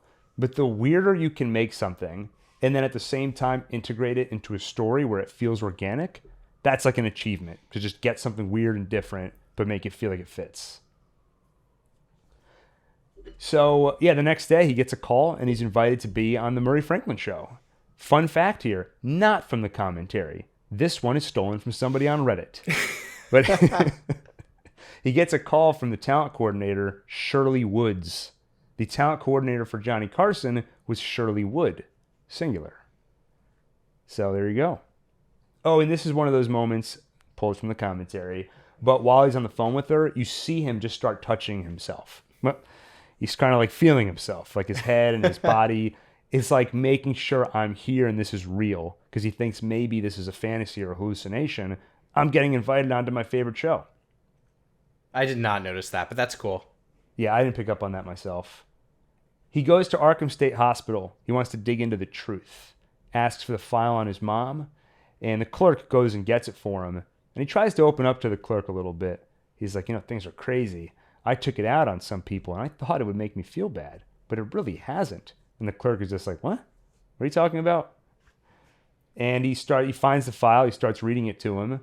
And there's a great little moment where the clerk kind of stops because, of course, the file is describing a mother who was negligent with her son.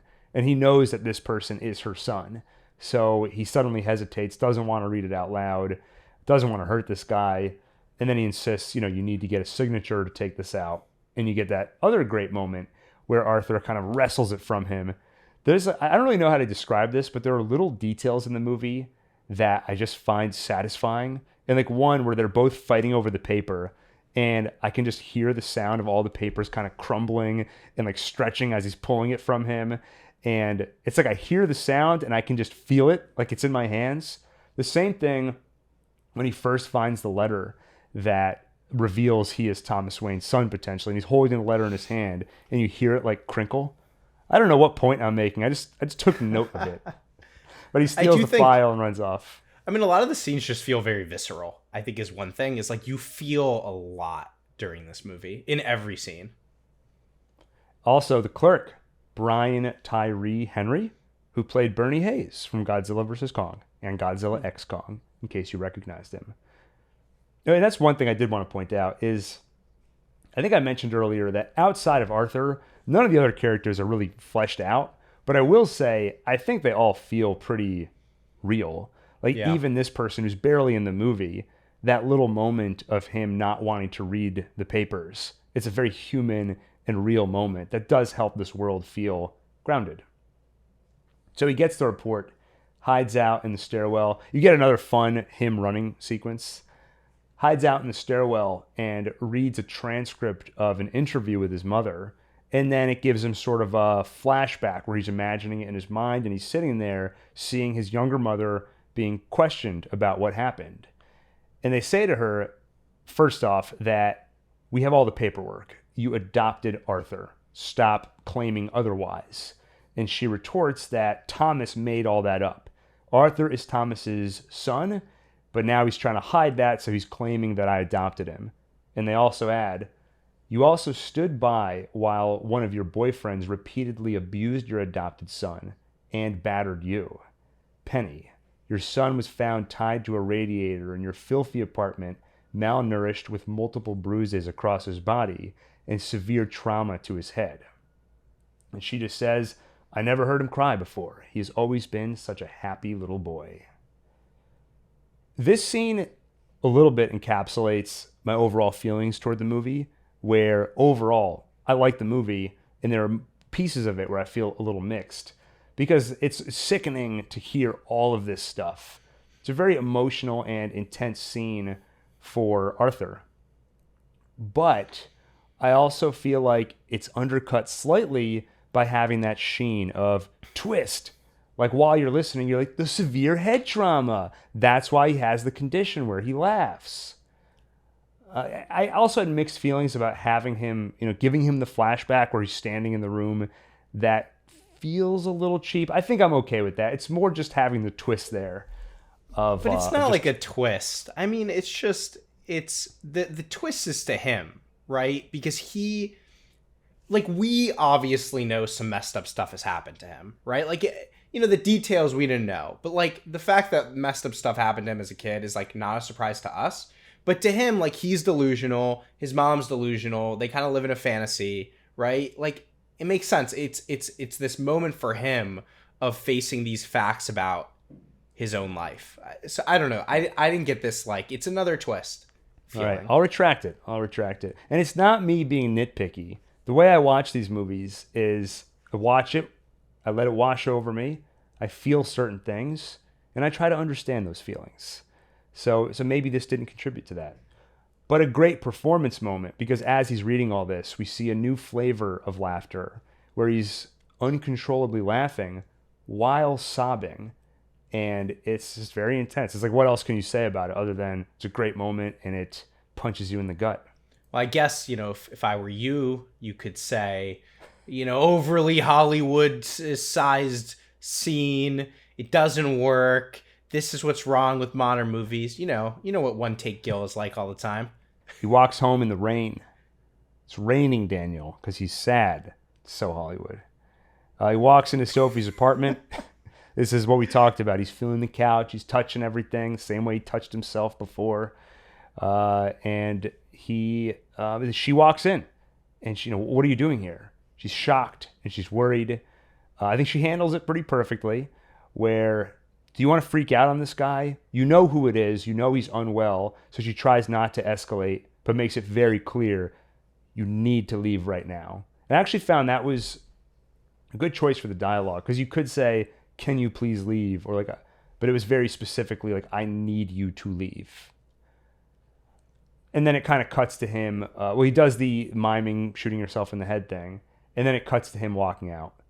Now, apparently, some people interpreted the scene that he killed Sophie and her daughter. And I would say that is one of the ambiguities that Todd Phillips went out of his way to clear up on the commentary. He's like, no, she's doing great. She's got a new job, new boyfriend. Like, she's very happy. Like, don't worry about her. I never interpreted it that way. I guess I could see it, but the movie just hasn't been... It's ambiguous in certain respects. It's ambiguous about, is he Thomas Wayne's son or not? And we get a little more evidence later we'll talk about. But this sort of thing, if he killed two people, especially, everyone he's killed so far, he has an argument and a rationalization in his mind for why he did it and why maybe they deserved it. But these would be two totally innocent people, including a child. It's not the kind of thing this movie has been or would be ambiguous about.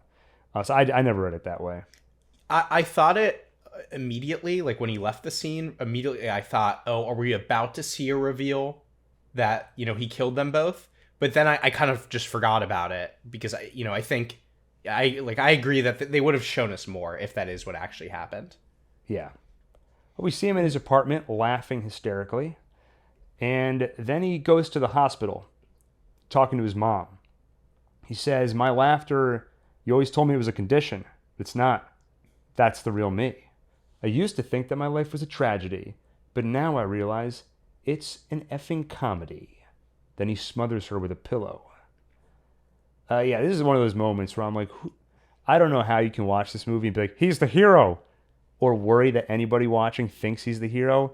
Like smothering this elderly woman who can't protect herself. I didn't feel good in this scene. It's a comedy. That's show business. That's he life. told you it's a comedy. That's Life, which is the song that plays at the end of the movie, and the song, a version of that song plays on the Murray Franklin Show. Back home. So we're getting into the end game now, because back home, Arthur is rehearsing for his appearance on the show, which is later today. This is one of my favorite scenes in the movie.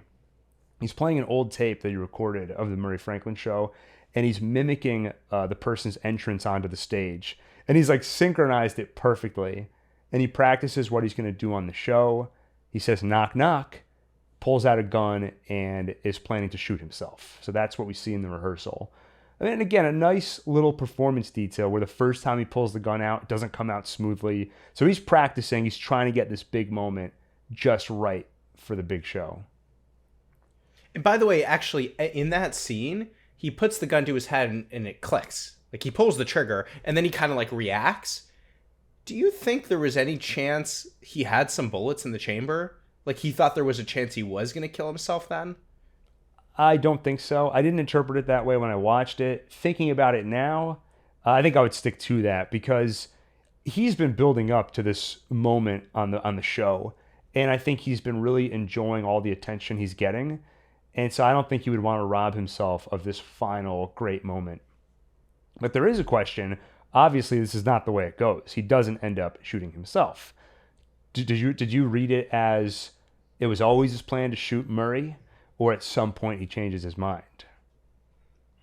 Yeah, I think he changes his mind, right? He went in with the intent of shooting himself, and then at some point in that night, maybe we can pinpoint the moment, changes his mind. But shoots Murray instead. It might have even been It might have been before he got there. Let's go through the next scenes and let's see if we can figure out when he changed his mind. Because, his entrance on stage also does not match how he practiced it. He does everything differently. True. Yeah, that's true. Well, getting ready for the big show. He's dancing more free than we've seen before, dancing with joy while he's putting his makeup on, not a care in the world.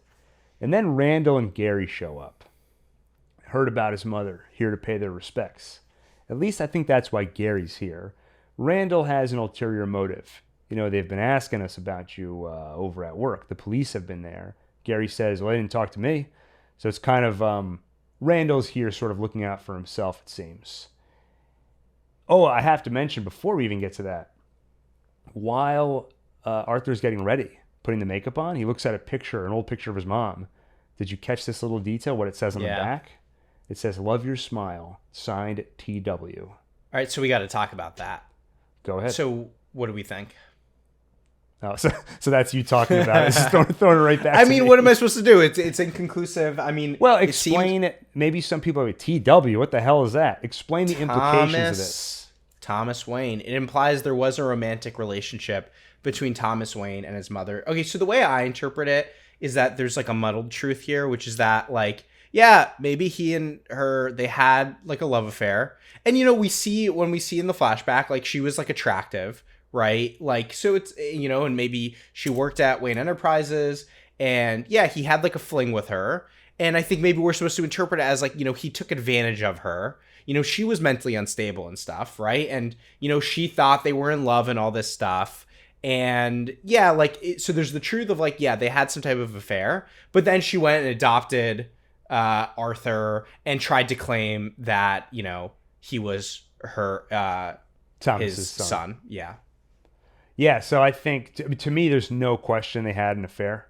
Otherwise, what's the point of that picture? And then also, if it was all delusional, made up stuff, having the detail of he made me sign some papers, that just feels like too realistic of a detail. Like if you're delusional, I just don't think an NDA comes into it at any point. And then I would say, if we're saying that's all true, it feels weird to me to then draw the line at Arthur himself.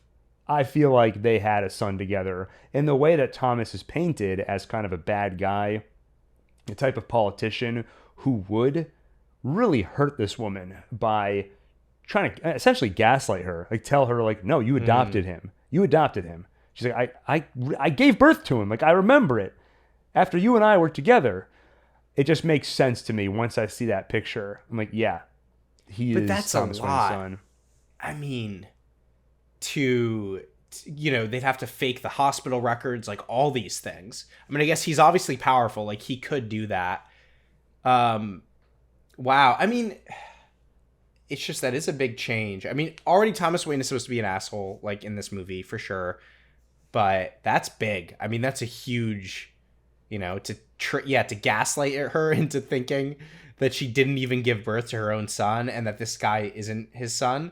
It just makes their situation so much worse and him so much worse. Yeah. There is a lot of cover up that has to happen. Like, I guess you have to go to the hospital records, like birth certificate. I'm not too worried about the paperwork like that. Bernie Hayes, the clerk, he was handing out those papers like candy. That would be easy to take care of. And it's also just, it's too interesting. I feel like if you're getting to mess with the DC universe and create this new world, it's too interesting to leave it on the table. Like, you're this close to having Joker and Batman are brothers. I mean, obviously, I don't think we're ever going to see the Batman of this world, but that's how I interpret it. I almost don't think it really matters for the rest of the movie. It just has implications about how horrible Thomas Wayne is. Does that really change your read on the movie? I don't know. But it's the interpretation I leave with. Yeah, I mean, it's consistent with the evidence then, and it sort of makes sense thematically. But man, that's brutal. Have there ever been any other comics or anything where they made them brothers? I'm not sure. I wouldn't be surprised if... No, I'll just leave it at that. I don't know. I've read a lot of Batman. I haven't seen it, but for all I know, there's some like Elseworlds thing out there.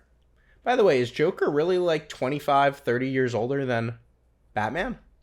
No. Okay, yeah, so just in this movie. If you were to carry this movie forward, it would be a very different Batman universe, which I don't think we'll ever see. Unless it happens like 30 years from now. WB is like, let's pick up the mantle, hand it to somebody else, do some kind of weird reboot. Or maybe they'll pick it up in a comic or something. But I don't think Todd Phillips has any interest in that. Unless they back up. I mean, I don't know. They paid $100 million to get Robert Downey Jr. back in the MCU. So maybe once the new DCU starts with James Gunn, and it's great, and then, if it follows the Marvel trajectory of 15 years from now, it collapses, that's when they go offer Todd Phillips $100 million. Like, we need your Batman in the Joker universe. Like, Joaquin Phoenix, you're going to play Joker till you're 90. Little Deadpool reference. Arthur. I don't remember that in Deadpool. Did you watch Deadpool 3 yet? Yeah. Oh, Hugh Jackman, like, they're going to make you do this till you're 90. Play Wolverine. I don't remember that. Sorry. Well, Arthur kills Randall. Stabs him in the neck. Yeah. Man, that was brutal. Really brutal. And this is where I was saying how the other characters, I think, all react realistically. And just the way that Gary's like screaming, like, why would you do that, Arthur? You're just so uncomfortable being in that room. And also the choice of having him wear the incomplete clown makeup, where he doesn't have the red lips. It's just a blank slate. You could read into it, and I think this is how Todd Phillips was sort of presenting it. He's like, he's a blank canvas now. He could become something new. It was just creepy. It's the way I saw it. A clown makeup is almost less creepy because it's something you see. You see clown makeup, but just the white makeup incomplete without the red lips and everything. Getting killed by that, and he's shirtless, and he has that like malnourished look. Elevated the scene. And Gary, I mean, I do think a lot of these scenes, they work so well when there's like another character you can connect with. Being in Gary's shoes where he's just like, oh God, like why'd you do that? Like, oh God, oh no, oh God. You don't know that reference. Sorry, keep going. Oh man, oh God, oh man, oh God. It was very visceral and so tense because you're so scared for him. And he's a nice character. Right, like he and Arthur ends up saying Arthur gives him a little kiss on the forehead. And when Arthur tries to leave, but he can't reach the. Or when Gary tries to leave. Yeah, he can't reach the door. Yeah, and Gary's like, Arthur, please, can you, would you be able to? And then Arthur, that whole scene, I thought that scene was amazing. And Arthur kind of laughing, being like, oh, silly me, I didn't realize I accidentally locked you in here. Well, and as Gary's walking past them, and Arthur's like, like scares him just for fun. It's another one of these, like, if you just measure it on the sheer quantity, variety of emotion, of course there's this is horrible. I'm watching someone get murdered. It's really uncomfortable once he's dead, and now Gary has to walk past his friend's body, hope that this killer is going to spare him like he said he would. It's very uncomfortable. And then it's funny. Like when he pretends scares him, when he can't reach the door, there's an uncomfortable laughter to it. So it all adds up to that special this movie tone. I think I feel like the number one thing I have to say to describe this movie is just like visceral. Like that scene was painful. Like the tension is just so visceral. And then, that makes things funnier too, because you build up so much tension. Like I did find this movie tiring. Like afterward, I was like a little like drained. I feel like that's what I remember you saying. I could be mixing you up with one of my other brothers, but I thought after the first time you watched it, you were saying how unpleasant an experience it was. Like it was good, but I just felt like grimy watching it. It might have been Adam. I can't remember. That is something I would definitely say though. Yeah.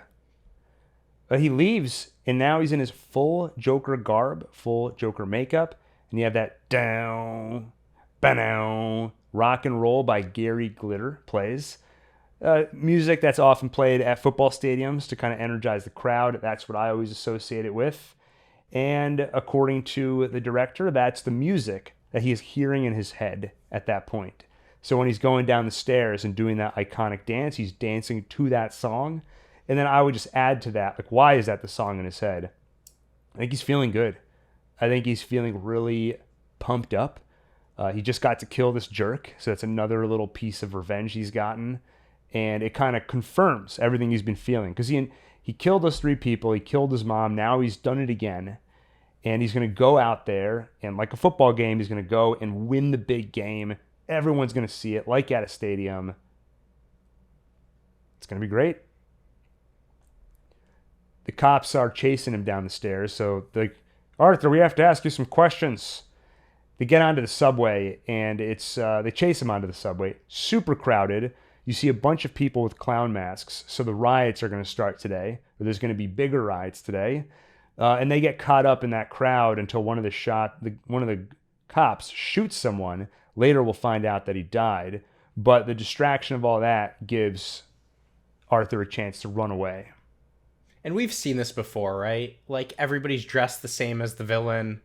I forget where we've seen this, but I feel like we've seen it a bunch of times. I saw it in Scream 6, I think. Yes. Which was after Joker, actually. V for Vendetta. Kind of. Not exactly the same. Yeah, kind of. But I liked it. It felt played out, but I'm not remembering that many places I've seen it yet. Now you know how I feel, where it's like, it's a twist, it ruins the movie. And you're like, it's played out. I can't think of any examples. The one example I can think of happened. The one example I can think of happened 4 years after this movie. This movie was a while ago. I kind of forgot. It was 2019? Yeah. Wow. We see him. So after he leaves the subway car, Arthur's walking down the subway, looking more confident than ever. He's a transformed person by this point, smoking a cigarette, tosses it in the trash, very confident.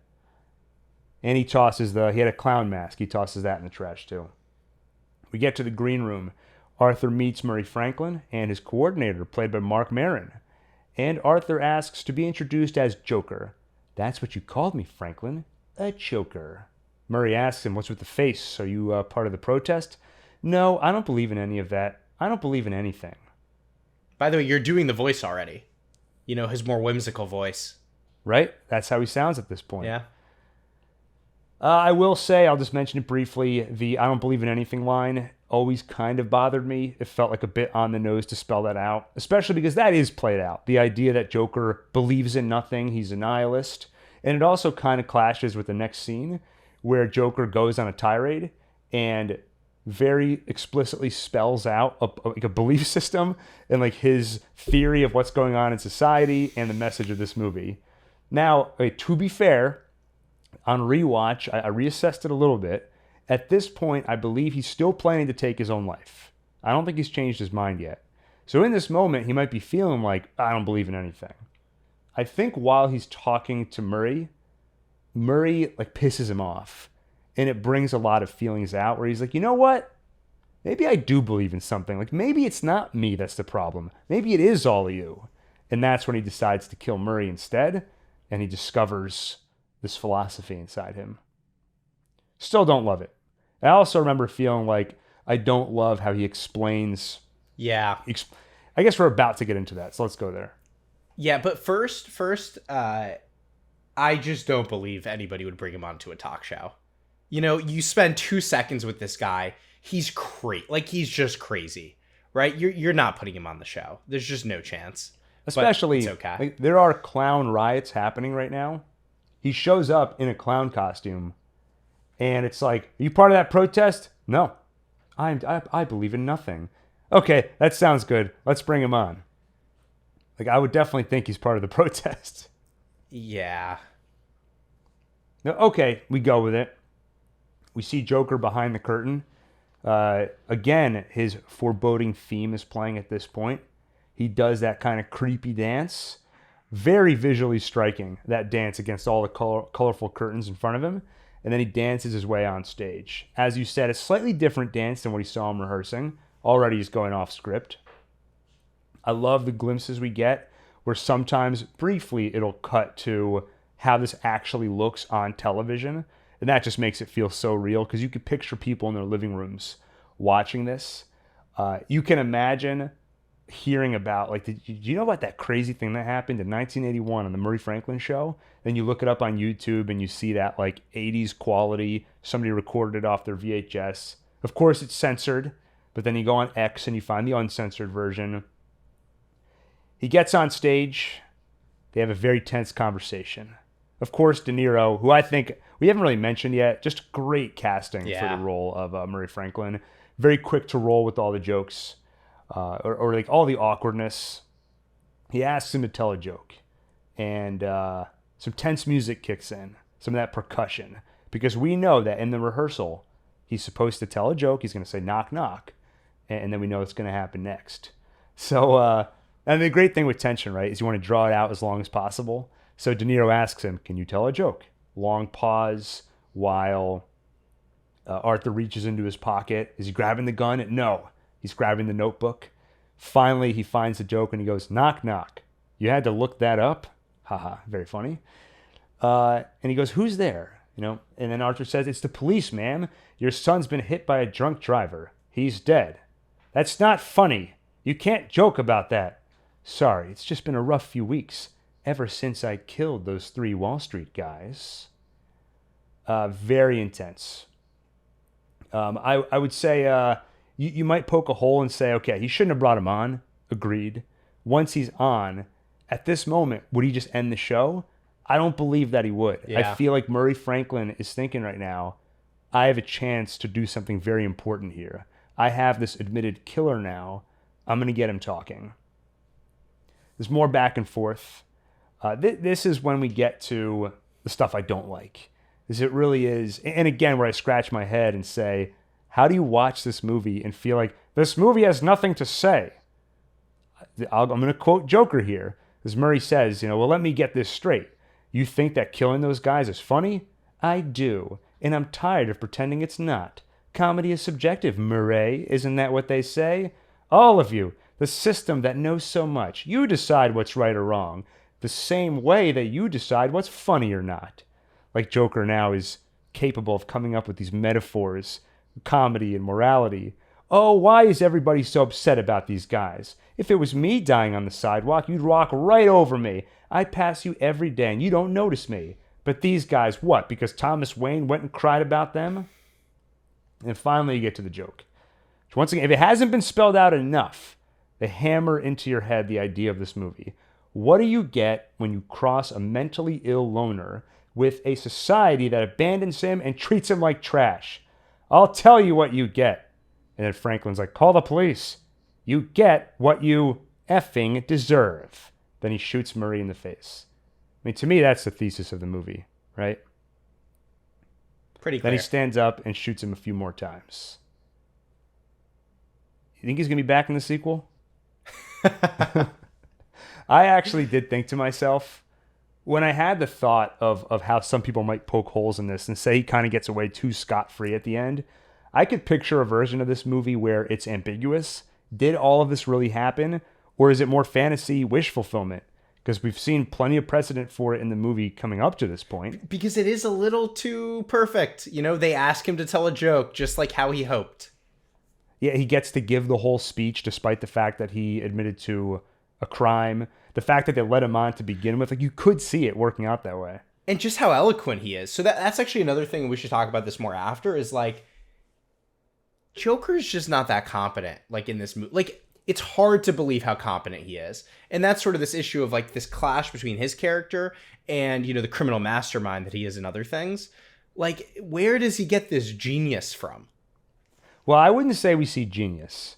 But I do agree he's more eloquent here than he is at any other point in the movie, which I do take a little bit of issue with. I buy that he has a lot more confidence now, but confidence does not equal ability. And I don't know, there's a way to make you believe it, that this was in him the whole time, and it just never came out until now, because now he has the confidence to unleash it. I never fully bought it. And also, it just is on the nose to just explain the whole theme of the movie here. Having said all that, I mean, the scene is extremely tense. Like what I talked about, the movie's a ticking time bomb with a face. I was sick to my stomach. I didn't know what was I didn't know if he was going to shoot himself or shoot somebody else, turn on the audience somehow.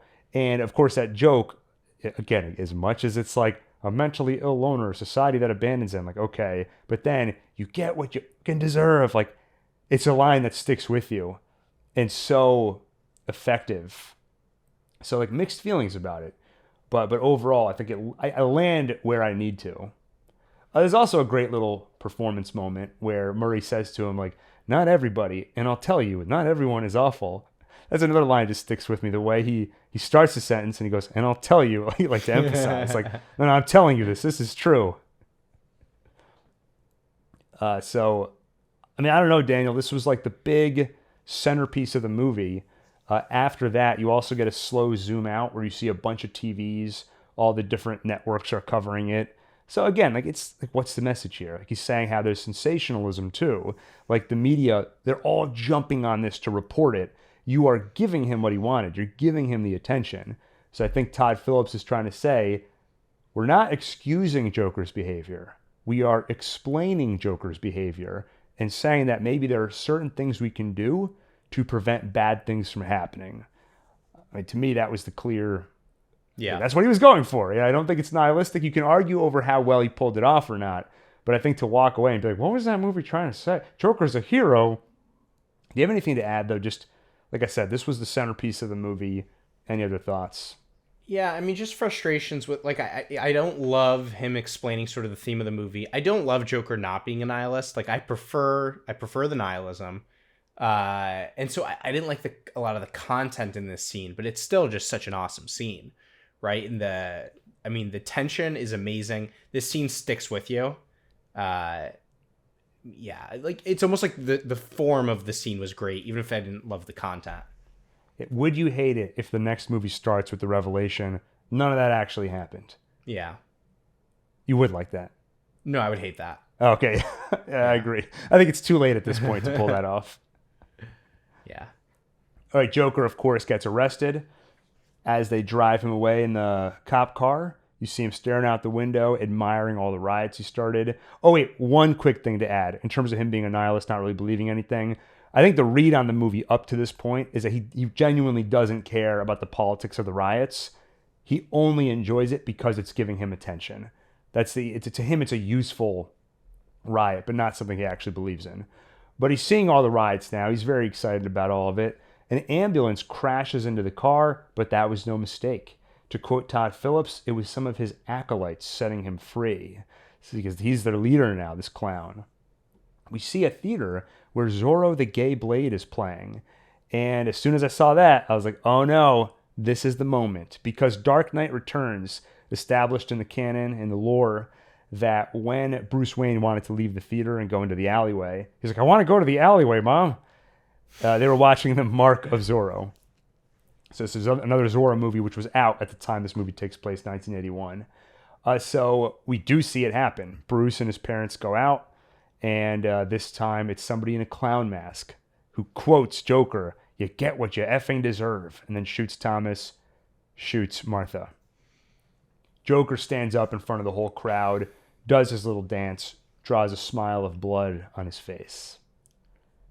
And we get to an institution where he's laughing. I would say the most genuine laugh we've heard him do in the movie. Like, it genuinely sounds like he thought of something funny and he just can't stop laughing. What's so funny? Just thinking of a joke. Do you want to tell it to me? You wouldn't get it. And then, non-diegetically, That's Life, the song. Frank Sinatra starts playing. And diegetically, Joker starts singing it to himself. Which, again, you could tell Todd Phillips really wants to make a musical. Cut to him in the hallway walking away with bloody footprints, so I think implying he has just killed the person that was questioning him. And then you get kind of a slow motion. He does a little bit of a dance in the hallway. You get a slapstick slow motion chase that feels like something out of a Charlie Chaplin movie. Todd Phillips said that they were inspired by Charlie Chaplin and some of his movements and stuff. And then you get a very stylistic The End. Happy ending.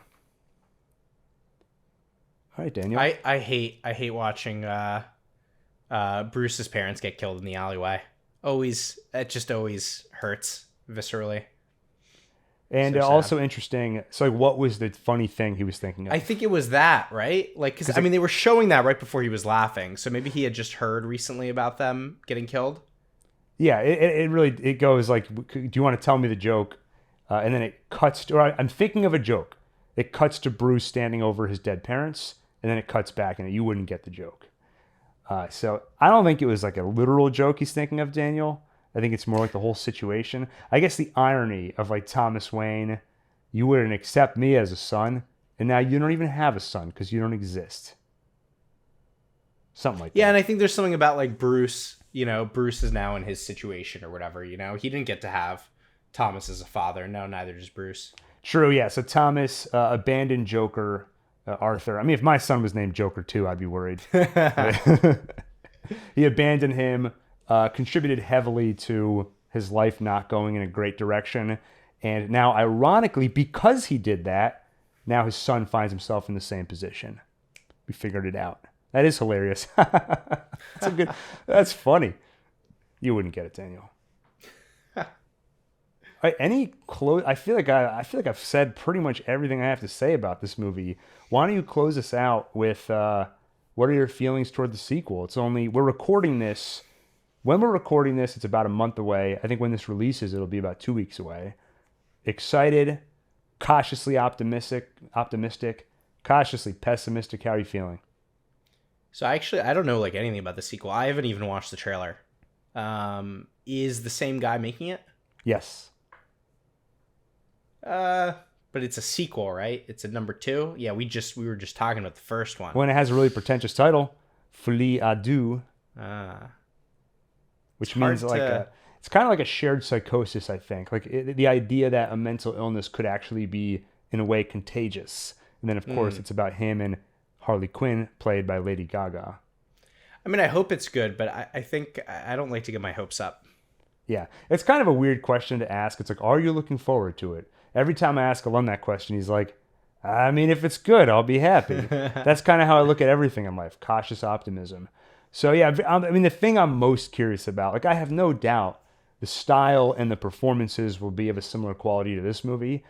But like this movie had something specific it was trying to say and explore. Do they have something else that called them back for a sequel?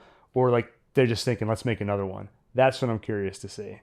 And if it just turns out, I wanted to make a musical, it didn't work out for the first one, so now I get to do it. Might be slightly disappointing, but we'll see. Of course, we'll talk about it here. I think we can wrap it up there, right, Daniel? I think so. Okay, well, thank you everybody for watching and or listening. Like I said, we're going to be doing this every week. Different movie or show each episode. If you have any requests, let us know.